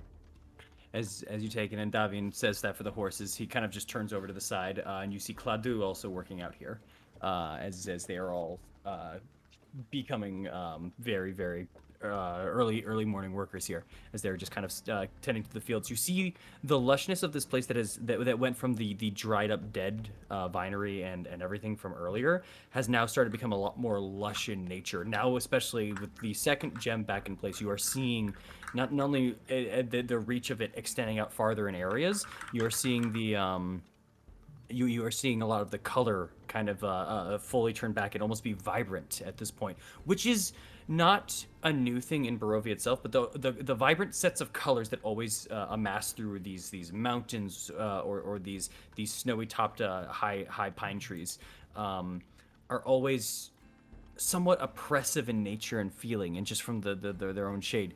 These feel these feel lively. And it seems like kind of the first plant to do so. But that's just what you notice as you start heading out and walking. And you are all walking towards Yester Hill. I ask you all then, are you trying to make your way down to the base? Are you trying to be stealthily? What are you trying to do? You do know your way and you follow the path through. Continuing onwards, you don't run into any trouble as you begin your final approach before you start seeing the hill tower hundreds of feet above you all. You see kind of the crackle once again before the top of the tree is once again struck with lightning. We should probably stealth What great around. timing. I know. Yeah, stealth around it would be good. Stealth around the forest, Yeah. fair enough. Octave, what are you Over saying to that you do? place. I just made a line. That's all. Ooh, fair enough. Oh yeah, there it is. Perfect. Okay. So you guys want to follow that line kind of roughly? Yeah. Okay. Yeah, over to like that place that Strahd was when we saw the buildings and stuff. Okay. You guys can kind of take the forest then if you're following that line, which will give you special cover. I'll say roll me a stealth check if you wish. But you will be cutting through the forest if you guys are taking this route. If that's all right. I could cast Pass Without a Trace on the way there. Up to you guys. Yeah, I'll do it. Yeah, it's probably for the best. Do it to it. Let's get them plus 10s. All right. I really needed that. Thank Wow. you. I had a feeling. I had a fucking feeling, guys. Appreciate it. Oh boy. Listen, I had 2 nat 20s earlier. Okay, I'll take my comeuppance now. That's a 30. That's a 30 for Eileen, a 16 for Oknev. That still beats me, even with a nat 1. Even with a nat 1, Oknev's still more stealthy than you. Damn. Oh my god! This was the best Pass Without a Trace call. Holy shit. Hey. Let's go, Amaris. Okay, there's the No, fucking what- scores. The woman of the group, utterly silent, like going kind of through and everything. The guys, like, they might as well have the like following them at this point. Tuba. But That luckily, was brutal. but luckily, because of the nature of the Pass Without the Trace, you guys are fairly well muted. Also, don't forget Eileen, +1 for ability check, so that's 30 for there. But yeah, yes. Whoa. Right. Don't forget, you can add in your Honestly. cogwheel if you ever want to. But yes. Oh, go ahead, Mo. It's like I want to say it's like that scene in Snow White, not Snow White and the Seven Dwarfs, but it's like that scene in Snow White and Seven Dwarfs where they're going hi ho. Hi ho. Oh, hi yeah. ho. All the field we So go. Okay, so with how it is right now, as you guys are kind of going through, Morrow, Stealth King, my guy, you continue on forward, and there's just a moment where you're just kind of going through, and you're fairly tall, and these guys are kind of just ducking a little under the brushes, but if you were to duck, you need to like crawl all the way through, so you're like, forget it, and you just kind of let the brushes kind of hit your face. There's a little bit of pollen that hits your nose, and you just that hits, and you guys see that little reverberation of the Pass Without Trace. Just the sneeze is possibly muffled a little as it goes out. But Maro, you just released one of the loudest sneezes you've ever done while you were kind of going through here. Oknev and Thorn, honestly, you two being right next to him, how just the closeness that you were for how loud it was, you just move over to the side immediately. and if it was not for this Pass Without a Trace, that could have gone bad. Ooh. All right. But you guys managed to cut through the forest. Now we're getting too close to Yester Hill and following outside to the point where the forest does eventually open up and the rounding of this hill starts to show. You see the closest cairn to you guys is all maybe about 200 feet or so, and upward on the hill. The hill has flattened out a little bit as it continued on towards this area. You now are looking over to the southern side of this place. You said you were Okay, so the arrow doesn't follow exactly where Strahd was, but you guys said you were trying to go to where Strahd was. Am I correct on that? Yeah. Yeah, wherever the buildings were, because he was like standing there looking at The- them. so as you and guys are going everything. through, you look over to the east side, and there is not just a building. There's like a whole like landscape set. It's as if someone put up a mural essentially in the midst of this kind of area. But there's depth to it, and you can see out far into the distance. There is there is just straight up a town in the distance here, in this mist, in this wall of fog, in this curtain. It is a fortress on a hill in front of this great city. And as you guys are beginning to approach, you begin to hear just a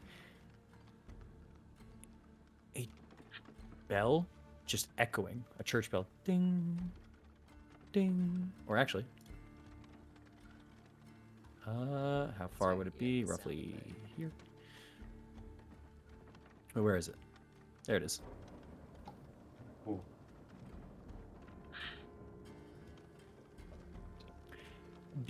As you're looking at it, and as you're looking at the city's maybe a mile away from you, but it's a clearing mostly, and you can see it on top of a hill.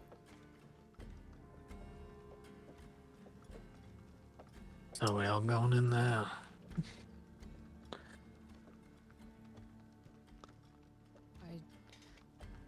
I don't know. Maybe as long as you guys can handle it. As long as what? As long as you guys can handle it. Yeah, I think let's try for us all to reach there, see how far we can go. Alright. If anyone starts feeling like shit, just turn around. Eileen nods.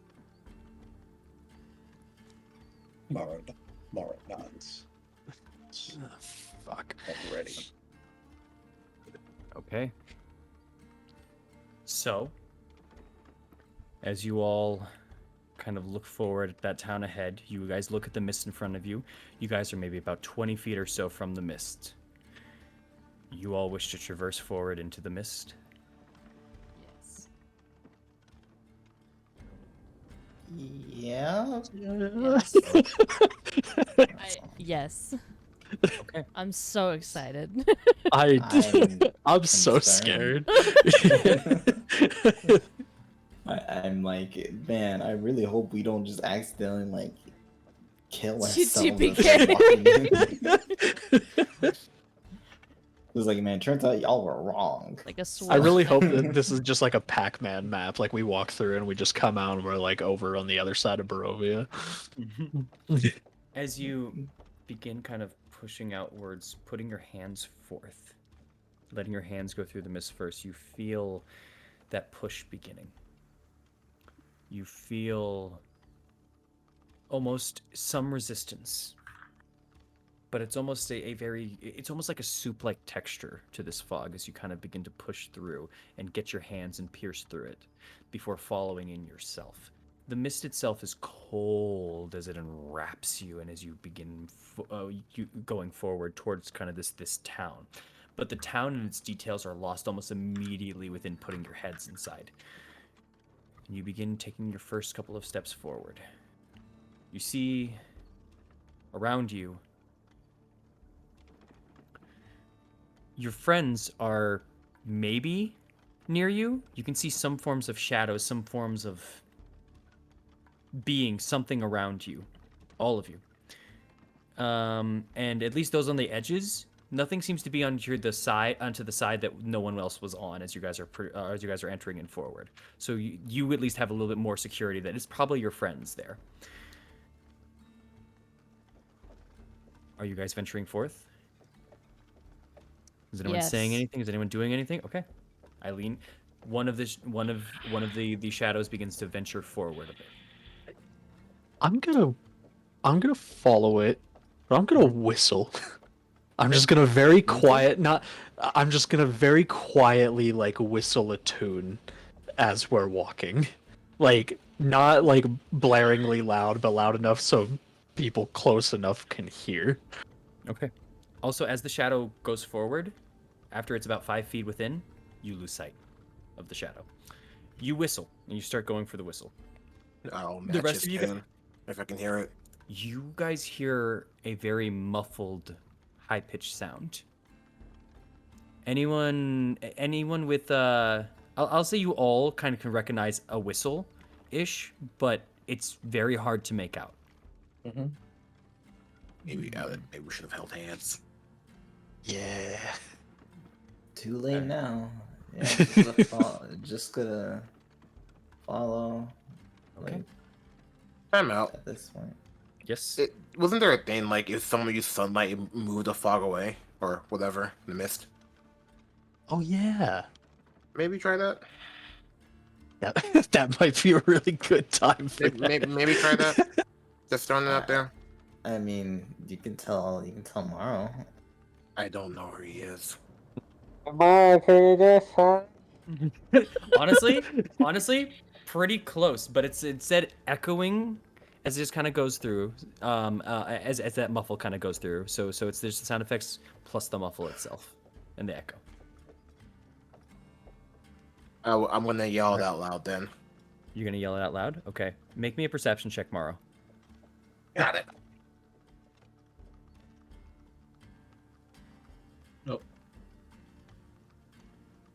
Nope, that's not my character sheet.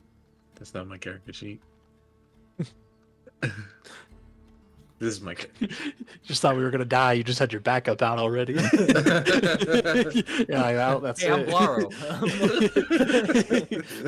I'm Blaro. This is my brother Garo and Jaro.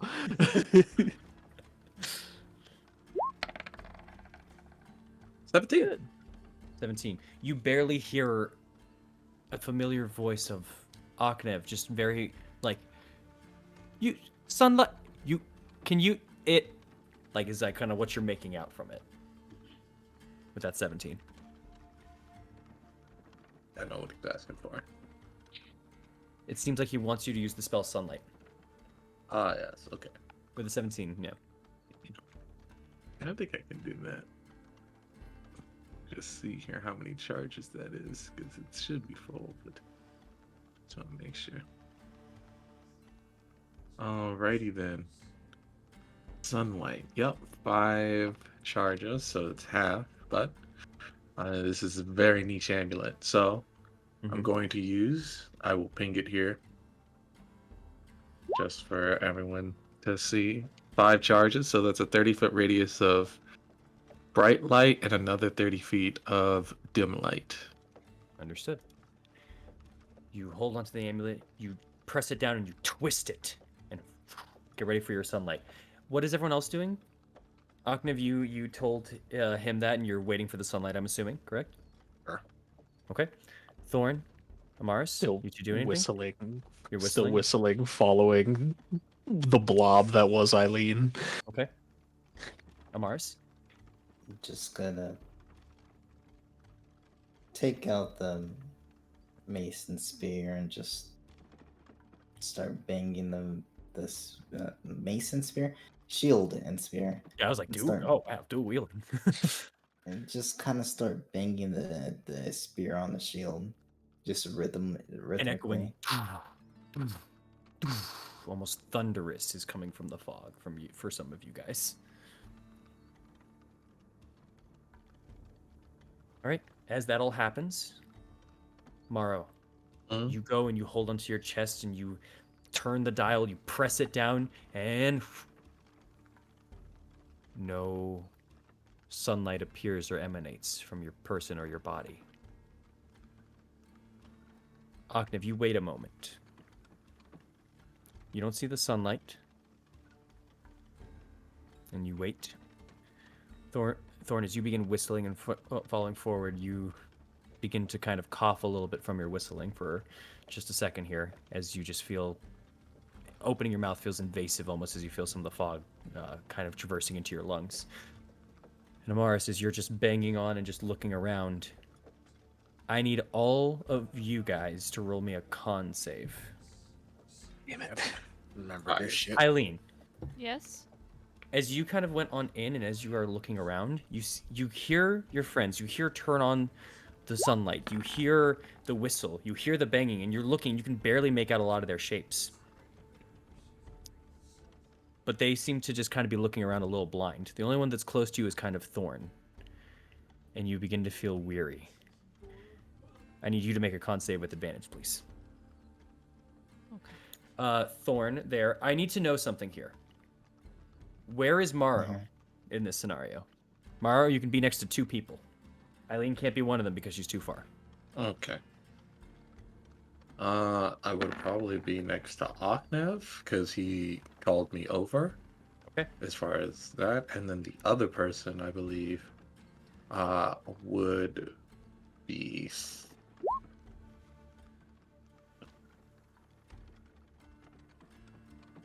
Mm, Thorn is whistling, so I guess Thorn in this case. Morrow, Mhm. spend your 5 charges also. And I still need I all of did. you guys. Okay, I need all of you guys to roll that con save then. The bonuses go to Thorn and Oknev and, well, Morrow himself. But yeah. Oh, Okay. so 12 and a 22 for me and Ahnev. Mm-hmm. I got Uh, a 10. Morrow, 18. Is that all with all your pluses, Morrow? That is with all my pluses. They are added in already. Eileen and Thorn are the only ones that saved. Oh my god. Holy shit. The rest of you, as you kind of are beginning to kind of go through as you began speaking to Morrow, Oknev, you just feel a lethargy just hit you, and you just almost kind of fall to the ground on a knee for a moment before picking yourself back up. Instinctively, you find yourself just kind of taking in a deep breath, and it kind of confuses you as you do so, as you're just holding onto your head. You feel a headache coming in. You take 1 point of exhaustion. Morrow, Mhm. as you are just holding on and looking at your light, you kind of lose strength in your arm as you're just kind of holding on. You find yourself shaking violently and gasping suddenly for air. You take a point of exhaustion as well.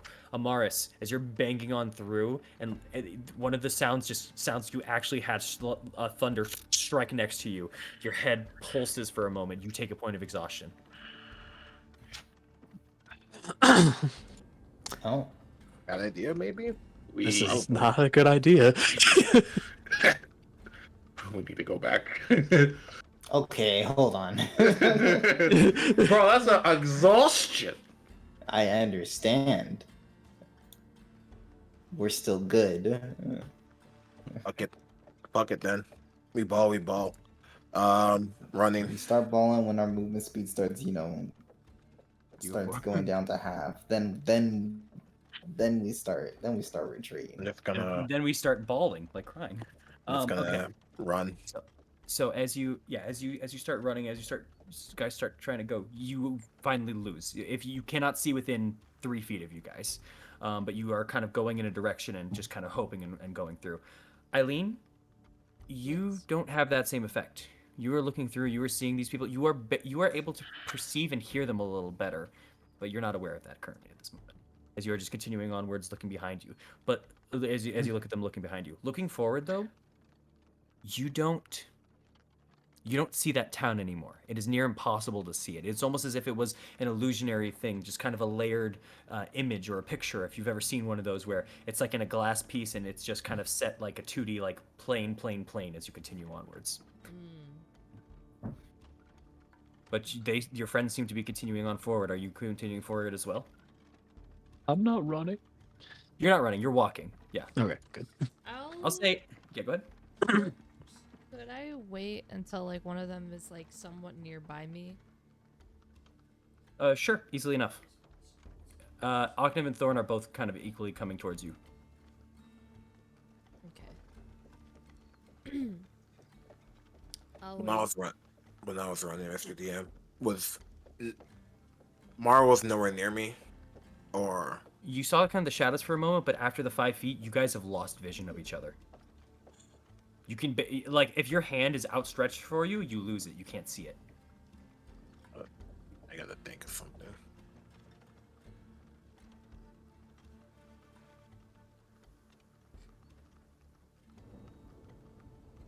They're talking about the mist, right? Being filled with souls of like, right? Or am I crazy? There has been talk about that. A talk about a circle, Uh, essentially. fuck it. I'm gonna take out not the loot. I'm gonna take out these new pipes, Uh-huh. and I'm gonna try to soul charm. I'm trying to fuck with these souls. You're putting fear into anyone No, within a 30-foot radius? less so. I'm trying to, like how voodoo, how like you have like the sticks and Voodoo? the, like yeah, like hoodoo, yeah, like that. I'm trying to congregate the fog or at least the mist in some capacity to either dissipate a little bit or like understand one another. I don't Roll, know. roll Use your me a performance check, then. okay. I'm gonna use ancient knowledge because I need this. I didn't roll my d6, but here's my d6 because I don't want to fail. 25. 25. You... We will get to that at the end of this turn for that. That is your turn for that. But I will get to you in just a minute here, Aknev. The rest of you guys are proceeding in forward. Is anyone doing anything special as you guys are proceeding forward? Just trying to follow Eileen. Just trying to follow Eileen. Trying to follow the shadow as best as you could. Yes, Morrow? Go ahead. Yeah, thinking. Mm-hmm.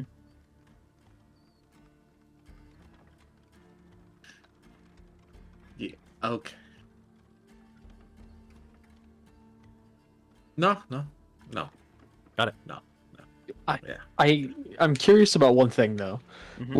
With all that's happening with that con save and everything, could I tell at this point, like, at least for me you personally, is felt- this like, You felt a can I wave of feel lethargy. this being Yes. okay? Well, can I feel this being like, is this a bad idea?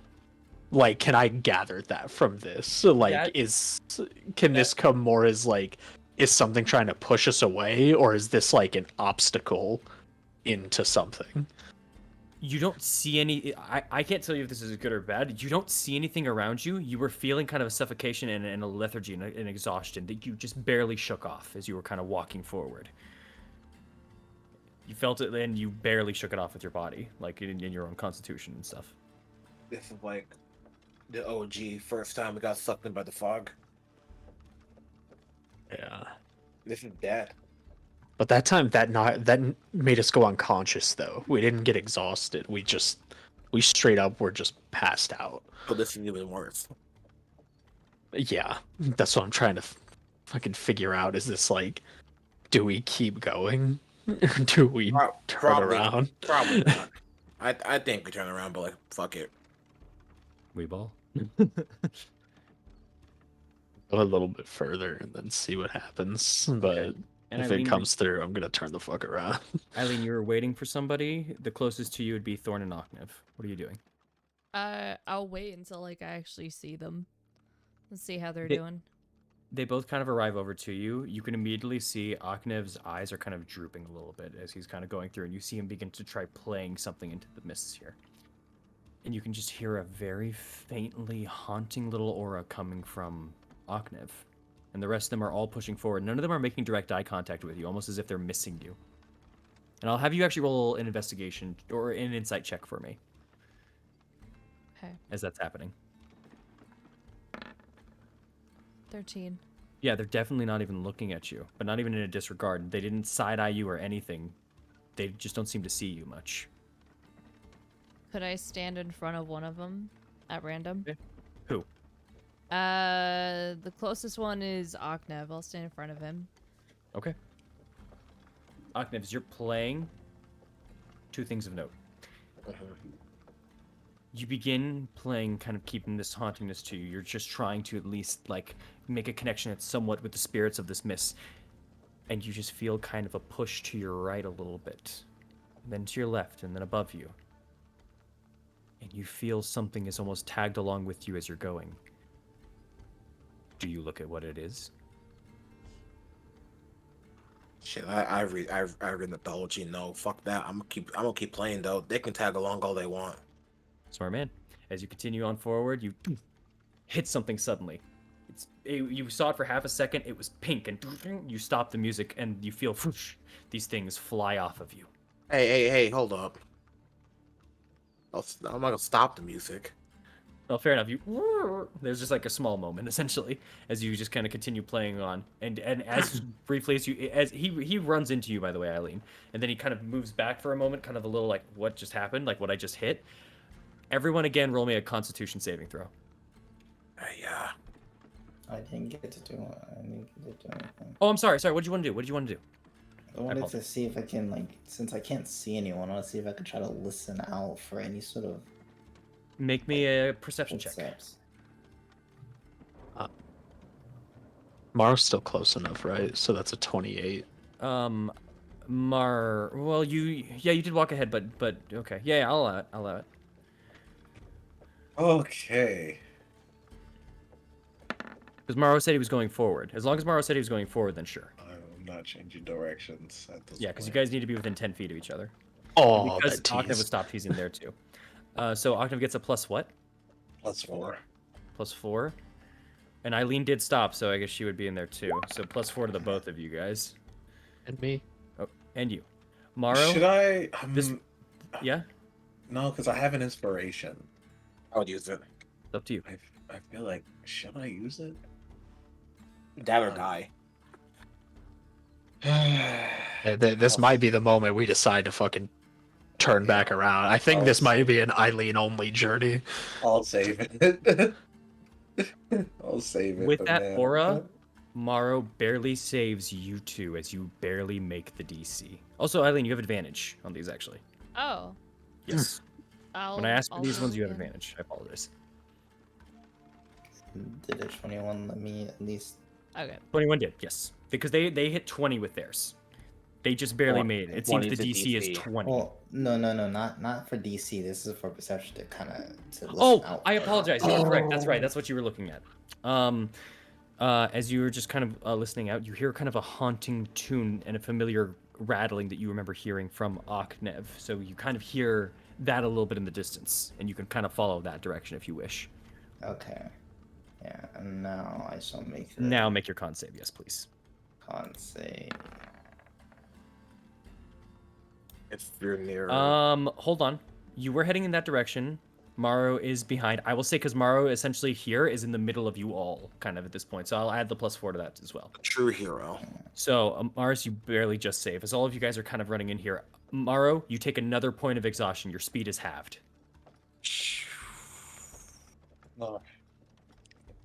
The rest of you have barely succeeded as you shrug off kind of this wave of lethargy. And as you look, Eileen, as you're looking, your friends are just kind of looking a bit like heavy breathing, kind of looking through. You're feeling these waves hit you too, a little bit of this tiredness, but you especially look over at Morrow, who just kind of takes a second, and you almost see him trying to trip for a moment, and he slows down tremendously as he's continuing forward. I gotta turn back. So, If you turn back, we all have to turn back. Bro. I, I'm gonna. I think it's. I honestly think I'm it's turning better. back. Like my speed Yeah. is halved at this. Yeah, I think Yeah. it's. And when we're Mr. DM, Mhm. as I'm kind of playing, I'm going to just say out loud to the mist if they can hear me. Y'all are pretty 'Cause close. Not to them, but to the mist itself. Okay. We are trying to free you. The death of Strahd means you go back to where you belong. In that sense, help us. Octave seems Focus, to be... Oh, sorry, go ahead. That's focus on my melody. And we'll go back to playing. Okay. And are you staying there? If I'm near these my allies, I'll move where they move. You don't see her. You bumped into something pink real quick, and you go probably Eileen, and you lost her the moment after you backed away from bumping into her. Oh my god. If it is now at this point, if it is more than a foot away from you, you have no vision of it. Yeah. Even So as you're playing, you can't see the instrument you're playing, and you can barely hear it, even though you're playing it within like a foot away from you. I'm just gonna. I'm still gonna play, and like I'm just gonna hope that Eileen is still near me. Okay. Morrow starts turning back and heading back. Thorn, you're heading back too? Yeah, can I gather how, just by like how many kind of steps we've taken, how far into this have we gone? You guys were A primarily rough estimate. Yeah, you guys were primarily walking. You're maybe about 20, 25 feet in. Okay, I'm gonna do an Ow. about face, and I'm gonna burn a cloud strike, and just try to just straight back out. As you just do that, you still end up inside of the mist and the smoke itself. You see that too, as you see Eileen, as you see your friend Thorn turn around, cloud strike, and you start seeing him starting to fade away a little bit. Even that is too far for your vision, extended vision that you seem to have. Maro turns back and he's starting to go back too. Maro, are you dashing or what are you doing? I have to dash because You're my dashing. speed is halved. Okay. I will say both of you guys, you need to make me dex saves to get out of here fast enough. Me and Mara. Yes. Okay. Amaris, what are you doing? Still gotta continue. You're continuing? Okay. Yeah. Eileen, what are you doing? 18. I'm gonna continue forward. You're gonna continue forward. Okay. I'm not gonna. This is not looking good for me. You, Thorn, you go out and you go as you turn around and look. You are the only one that seems to have come out of the mist. But you start seeing a little dark shape forming and almost making out of the mist, but not in time. Mara, roll me another Constitution saving throw. As for the rest of you, as you guys are continuing on forward, two things to note. One, Eileen, as you're looking on forward. Oh, Mara. As you're looking on forward and you're continuing on, as you saw some of your friends turn around, you look, and what you see up ahead as you begin to go forward is two shadowy figures inside of the mist for a moment. Oh my god. Make me a perception check. Oh my god.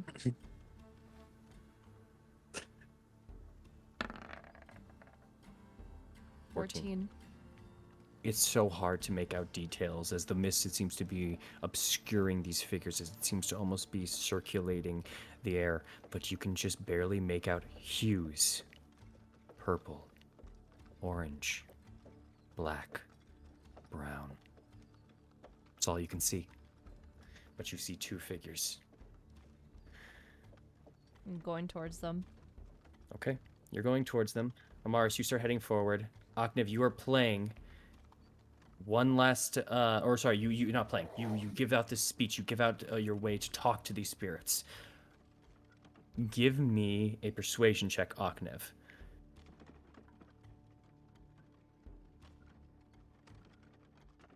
Eileen and Amaris, both of you roll me con saves, please. Eileen with advantage. Fuck my d6 because I need that. Plus a d6, okay. 17. With a 17, you hit the... You feel a rush of something. A face suddenly apparates right in front of you. Save us! Save us! Switches over. You see another face going over to your arm. You see it reach on out. You see the face get torn apart in front of you. These sudden visions of people that you've never seen before. Ghastly figures dying and separating and being torn apart in front of you. One opens its mouth, mist suffocates inside of it. You see the mouth forcibly closed and dragged off farther away from you. Can't breathe. As they communicate with you.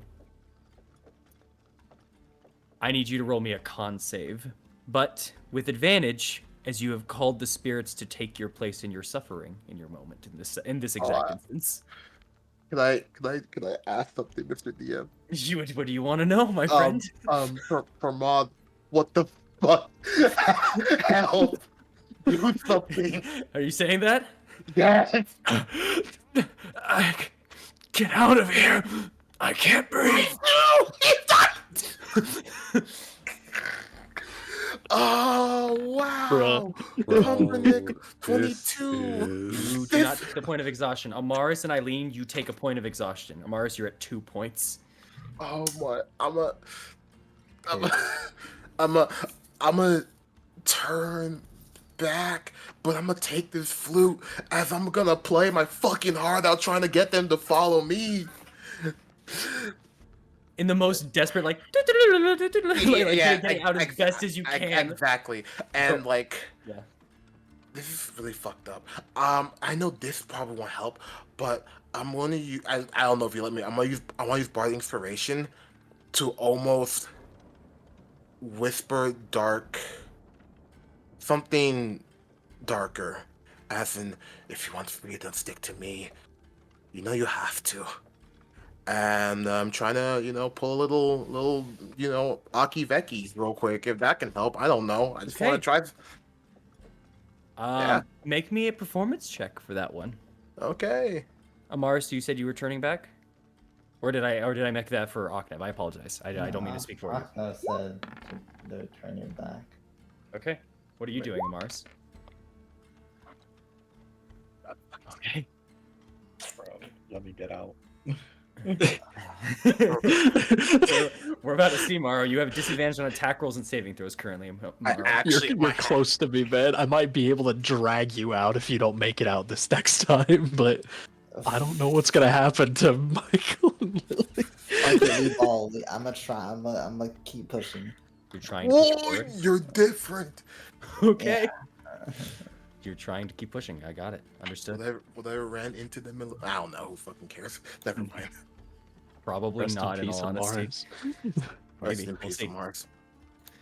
With that,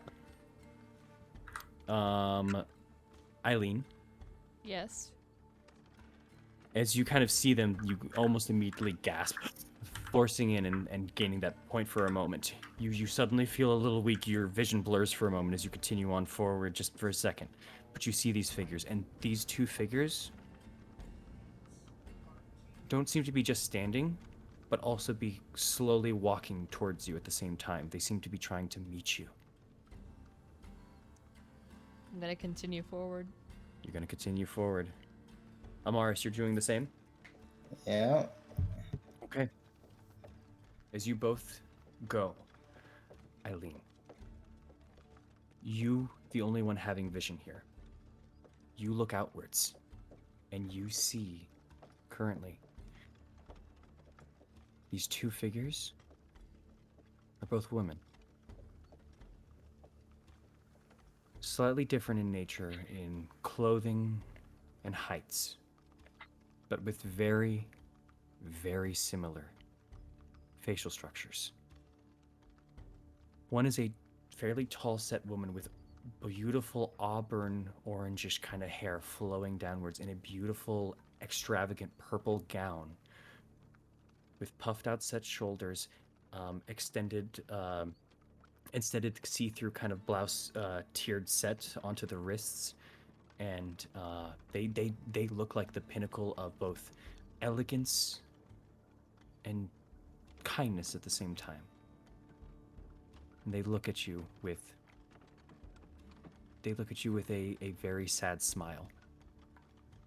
The other woman, slightly to your left here, as they both are approaching, this woman has kind of full-on set black hair running down, a kind of not full-on rugged look to her, but definitely an outdoor set look. She is covered in what appears to be a kind of white set dress, but wrapped on top of that seems to be kind of a leather wrapping, that of which adorns underneath a protection for a layer for leather armor itself.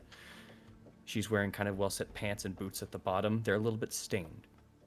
She's covered in these black kind of leather sets underneath that white shirt, the kind of a dark green kind of set pants and boots, or to brown boots. My apologies. Both of them look so similar. The orange one being a little taller, the orange-haired one being a little taller, the one with black hair being a little bit shorter. They are almost perfectly a spitting image of Irina. They look fairly similar to you. But there's just something a little bitch. off. And as you get closer, you recognize the one with auburn orange hair.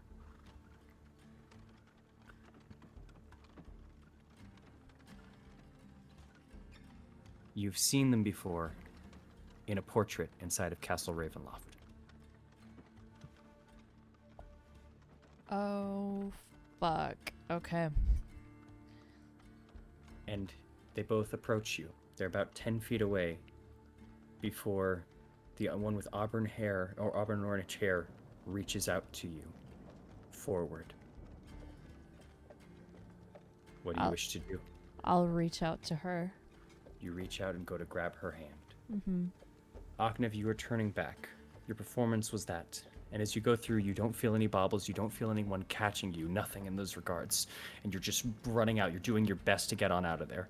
You were, at that point, since you went in a little bit further, you were about 30 feet in. Or wait, no. You didn't go in further. You just played the song and then continued back out. So yes. With that, your speed is mostly enough. Make me a dex check. I need to make sure you get out just in time. And then Amaris, make me a con save, please. 14. 14. Oh boy. 14 is just enough for you because you had 60 feet of movement if you were trying to get out of there. Oh, wait, no. You didn't dash because you were trying to play. That was your action. Yeah. 14 is just one off for the failure. Make me a con save as you're trying to get out of there. I will say, Morrow, you have enough movement to freely get out. It doesn't even cause you a dex or anything. And this would put you right at the cusp of, I'd say, with that 14 Octave. So you can add the +4 if you would like. Oh, thank God. Wow. Just barely enough as you just Oh, feel you need like to turn dipping. around. Amaris, you take a 3rd point of exhaustion. Or is this your 2nd? No, this is your 3rd, right? Third. 3rd. You need to come You have out. disadvantage on attack rolls and saving throws. You are feeling extremely tired. You are feeling to the point you feel malnourished. You look at what you can. Your vision is going shaky. You're having trouble standing. What are you doing, Amaris? We don't ball no more. I'm turning back. You Thank turn God. back. Jesus Are you Christ. trying to dash out? Yeah, it's the only way I got good movement. Yeah, I'm gonna try to dash out. Okay. You can't make it out just yet. We will see what happens to you in just a minute here. Eileen, Mm-hmm. you grab on. You hold on to this woman's hands. And you feel just for a moment, just for half a second, the mist subsides from you. You're taking a breath for just a moment. Just this rest. As you wonder what all of this could mean, as you contemplate why you are seeing this person. Why are they here? Who are they? Why did they reach out to you? What is the... Why? Just the question of why running through your head over and over and over again.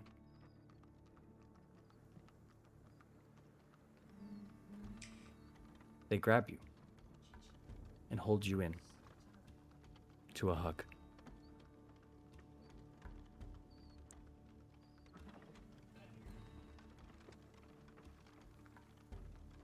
You are brought in towards their dress, your vision faded by this purple that slowly turns black. And all you start to hear is a ba-boom, ba-boom, ba-boom, ba-boom, a rhythmic heartbeat. Is it hers? Ah, fuck. Sounds just like a heartbeat, whether it's hers, whatever it is, feels almost sourceless but close. This heartbeat is constant, and you can feel it continuing as you are surrounded in this darkness that turns eventually into this white void. Another moment passes, and the light begins to diminish as your vision slowly changes from a white blurb into a small beam of light that you can now trace to be coming from a window in front of you. The sunlight is comforting, but it's fading. As the light is coming out of the window, it starts to dim, as if a cloud or a shadow begins blocking whatever source this light is coming from. As it darkens, you realize that you've seen this window before. But now, no longer can see this, as it was smashed inside of Castle Ravenloft itself. You appear to be in the closet near the bedroom that you found Gertruda in Castle Ravenloft. As you realize this, you feel as though you're moving away from the window. But you can't feel yourself in control of this movement or vision. No. You know you are not in control of this vision, or perhaps even the body that you currently inhabit. This rhythmic heartbeat, ba-boom, ba-boom, ba-boom, ba-boom. It just persists as well, and it feels as if it's just drowning out all of your other senses. It's hard to make out vision, it's hard to make out touch, it's hard to make out smell, it's hard to make out sight because of this ba-boom, ba-boom, ba-boom, just rapidly going. But as boom, another beat passes, you feel pain and fear. And all you can see is the body of a man on the ground. Green eyes, wide open. The face has familiar details to you as you begin to recognize this individual. You've seen them once before. This is the man inside of the pool in Kresik, the very one that pulled Irina into that same pool. He is unmoving and surrounded in a pool of red, ichor blood. Ba-boom, ba-boom, ba-boom, ba-boom. The heartbeat grows even faster. You feel another presence in that room, but before you can make it out yourself, you begin to feel movement once more. A desperate sprint. Ba-boom, ba-boom, ba-boom. A panic. Ba-boom, ba-boom, ba-boom, ba-boom. The heartbeat going faster and faster. Ba-boom, ba-boom, ba-boom, ba-boom. Crying. Tears streaming down your face. Ba-boom, ba-boom. Suddenly, you feel a sharp wind hit you, and you now see that you are standing on a railing at a precipice, holding onto some sort of a gargoyle. You can't see the land below you, only a shroud of mist. The heartbeat is beginning to feverishly pound. Ba-bum, ba-bum, ba-bum, ba-bum. As you feel yourself almost slipping off the edge. Your breath becomes rapid. You can feel fear, but also resolve. As you grasp onto your stomach, tears are streaming down your face as you turn to see Strahd, without his normal gray complexion that you're so used to. He's rushing towards you in a mad sprint. His face is tense, and you can see he's reaching out for you. But you are just too far away. I'm sorry. A step is taken, and you are no longer on this railing as you feel the rushing of wind blow past your amber-like orange hair. No! A desperate cry from above. Strahd's voice fades into the distance as you fall into the mists below. It descends deeper until you are once again surrounded in these mists, back in the brace of this woman. But now the woman next to you, the one to your left, the one in leathers with streaming black hair, has approached you, and they reach out to embrace you as well. Do you accept?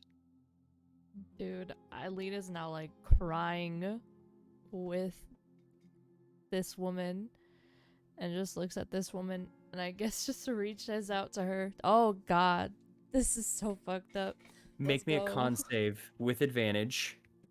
Amaris, make me a con save. You are still running out. All this happened within that blink, almost. Come on, Amaris. Eileen, your breath is going from you. Your speed is dead. half. You have 2 points of exhaustion. I think I'm dead if I don't make this. I'm gonna be real. No, not yet. You don't have. Oh, you do have disadvantage.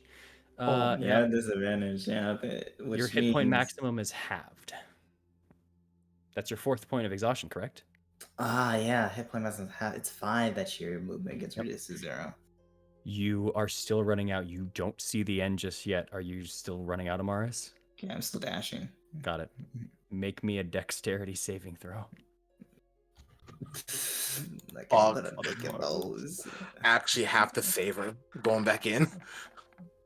Oh, that. Oh, I cry every time. you can't cry no more. You're exhausted, my guy. Oh, is he on the edge, Blurt? No, Might have that +4 depending on how close they are. that wouldn't matter. How close? How close are you to? No, on the con save it will. How close are you to the edge? I assume I just barely got out. Yeah, you just barely got out and you're kind of breathing. I will say, because you were using your dash there, it was not a high DC. I will say you will get the +4 to your con save. Don't roll it yet. Do not roll it yet, though. Okay. As you're still running out, and Eileen, as you're starting to lose your breath and just kind of breathe for like a moment, it's getting heavier. This woman in leathers reaches out to you. And she embraces you as well.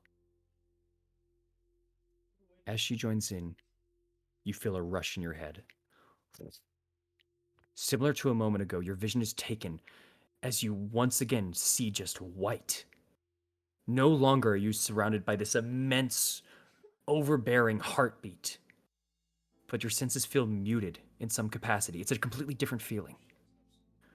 While you still don't have your vision fully, your body feels numb and sluggish, but you're feeling a searing pain in your neck, Eileen.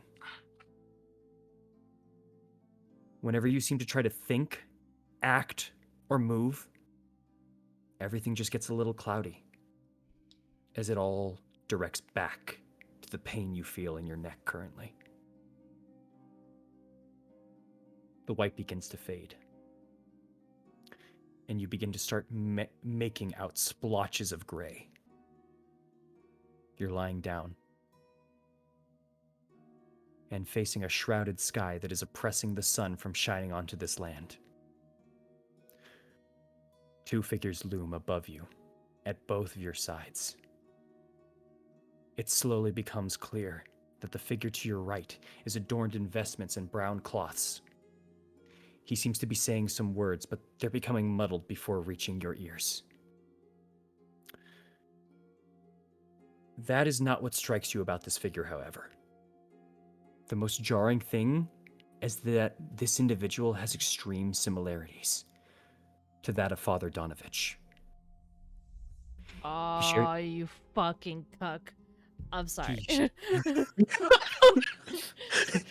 Which we did not mean that. That's on her side, not mine. That was canon. That was canon. That happened. That's canon. You think in your head. He shares a similar bulbous nose and deep-set eyes, but this man has far more hair, slightly darker skin, and looks much younger in comparison. Almost that of a relative rather than Donovich himself. And while you wrestle with your thoughts for just a moment, that piercing pain hits your neck once more, and your head is turned just enough to start seeing another figure. They are standing opposite to this Donovich doppelganger, wearing much nicer, darker leathers and ruffled reds, fitted for a man of this rather large man's stature. This tall man looms far above you with a blackened beard, a nose that has been broken many times throughout his life, and pulled back hair. His intense eyes are filled with regret, pain, and tears as he looks down at you. The pain hits your neck once again as your vision is taken by the person in control, wincing. But it is brought back just in time to see this tall figure brandish a stiletto above your chest.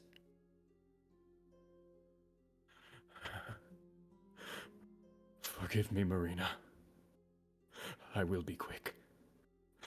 I will save you from this damnation.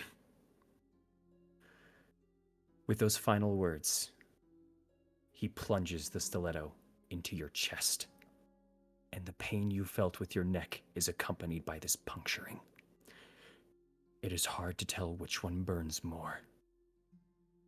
Wincing again from the pain, you go completely numb, only to open your eyes to a desolate-looking but familiar marsh.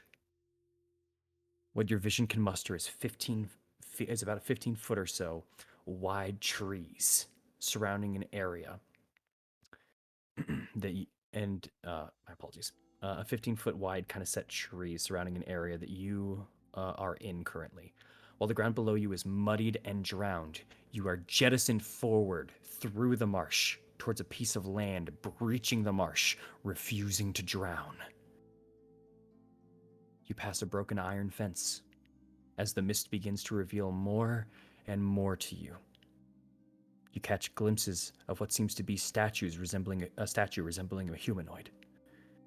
But the motion is too quick to make out the details of the statue. However, you are brought down to what appears to be an epitaph that once again does not give you enough time to read its writings. Your vision stops just below it. You wait there, confused, for a second as you see yourself staring at the stone below everything. Away from the details, away from the writings, away from seemingly everything. But your sharp eyes begin to notice the cracks near the base of the statue. How all but 4 of them remain sporadic and aged. But these 4 cracks form together to resemble that of a hidden cavity under the statue. You wish to reach forward, but you have no form, no mass, no body, nothing. This feels different from before. Everything you witnessed until now, you could feel and experience. This now just feels like a vision. As you begin to think this, as you begin to think all of that, the cavity itself begins to push inward.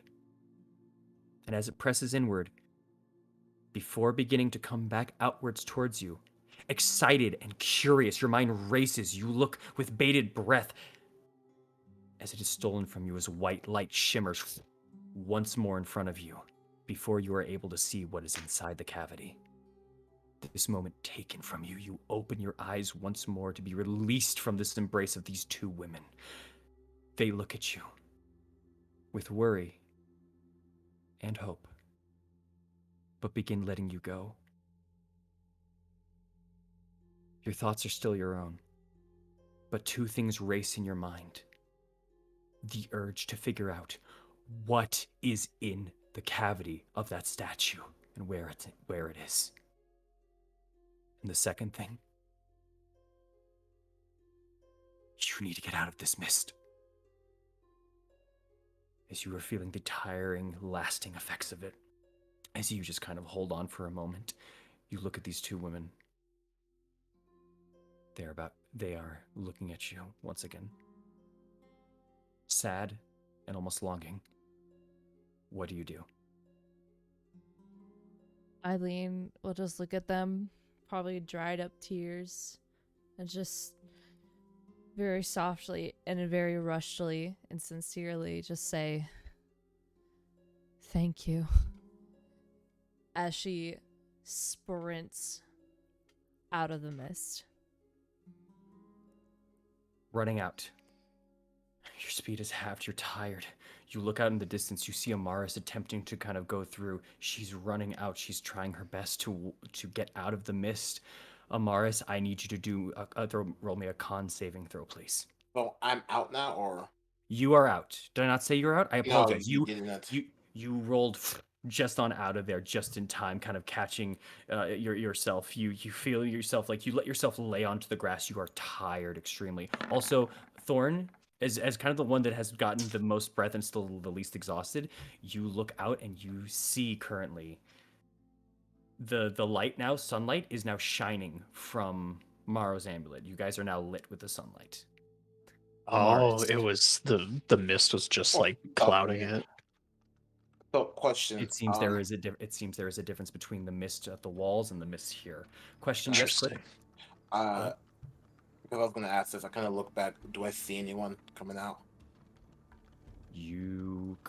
Make me a perception check. Yeah.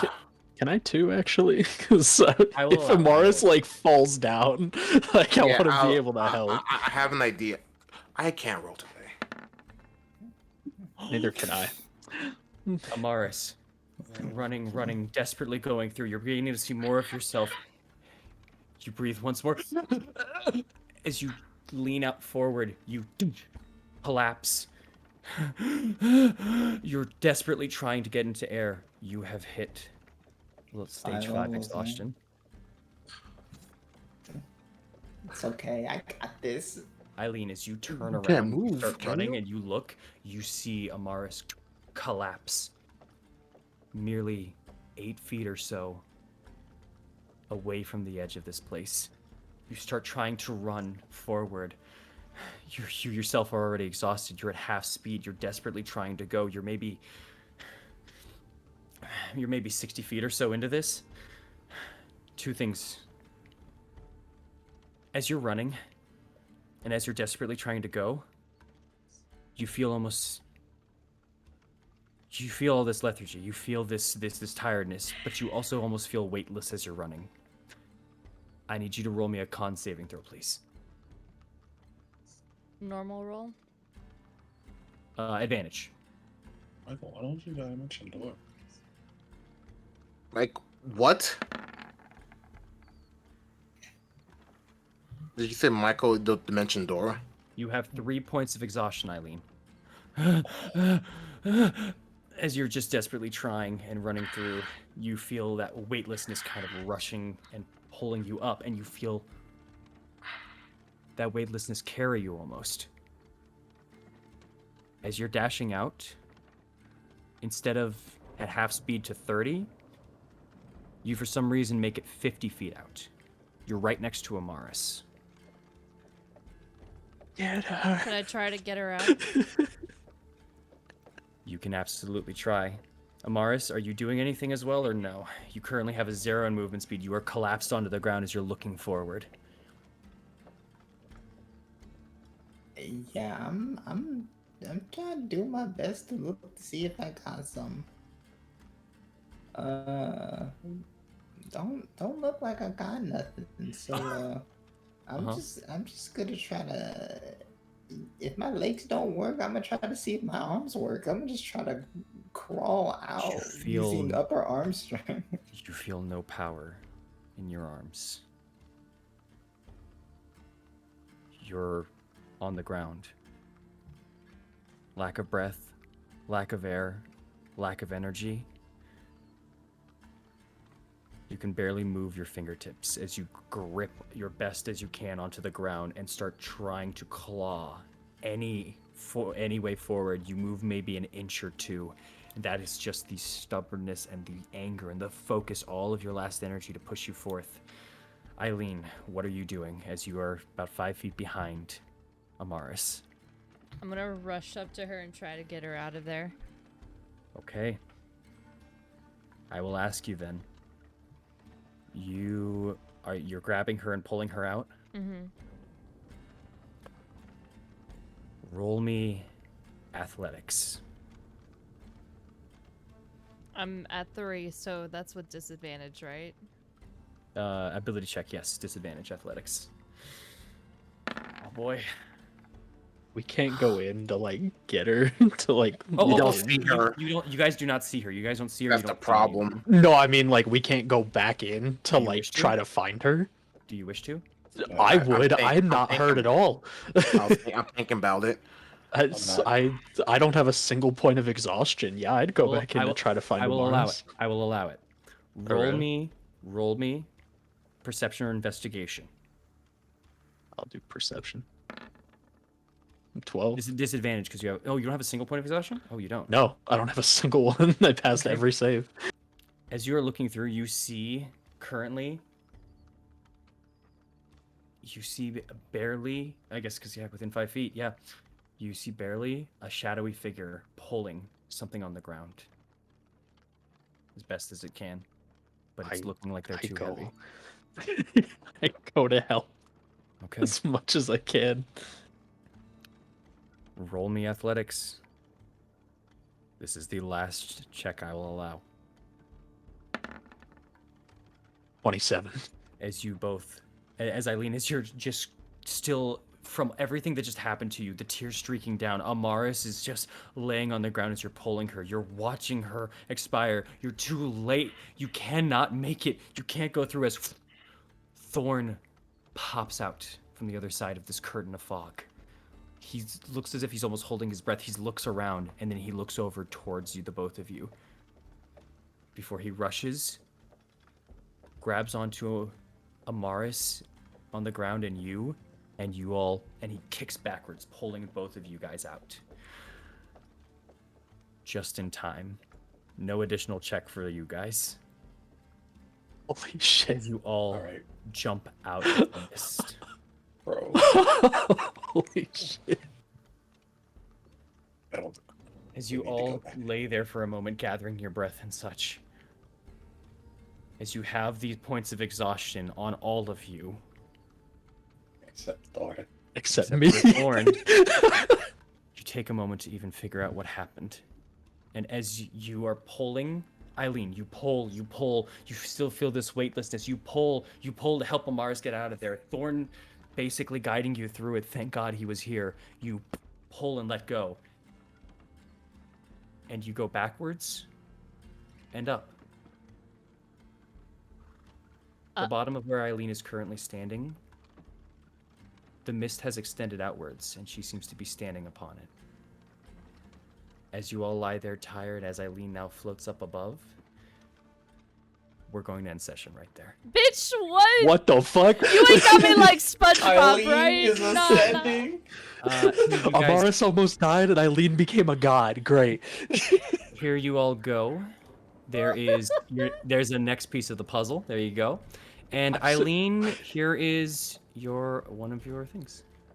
Oh, so glad. my Thank, God. thank you I'm all so for coming glad I on got out. Amaris out. Wait, Thank y'all. come on, man, wait. Just wait a little. Come on. There you go, Eileen. It is in the journals. I see it. I see Yep. it. Aptly named. Oh. What the fuck? You Holy got me like shit. SpongeBob. Oh, when I he listens apologize. to Yes, good actually, music. wait. I just remembered. I apologize. One last thing as you also go out, and as you look at yourself standing, as the rest of that, you just hear, only Eileen. You hear, finally, yes, and they are back. He will not. She will be. You are hearing these whispers around you. And that is actually where we'll end tonight. I apologize, I forgot to mention that part. That is where we end. Okay. Hey, yo, what the fuck? I gotta guess about what that is. Thank you all for coming on out. The Curse of Strahd. Really appreciate y'all. Things are really spicing up. We almost died. Oh yeah. And We just I- took a rest. I thought that Yes. Revivify was about to be used. and hopefully we'll have What a was we business? I almost died. Y'all were good. and hopefully we'll see where this story leads us. maybe back to Perez. Anyway, thank you all for coming on out. We hope to see you next time on Curse of Stream. Bye. My man is tired. Bye, guys. Hey guys, Holy thanks for shit. coming out, man. Bro. Don't walk into the mist, bro. Walk into the light. Michael, I got you.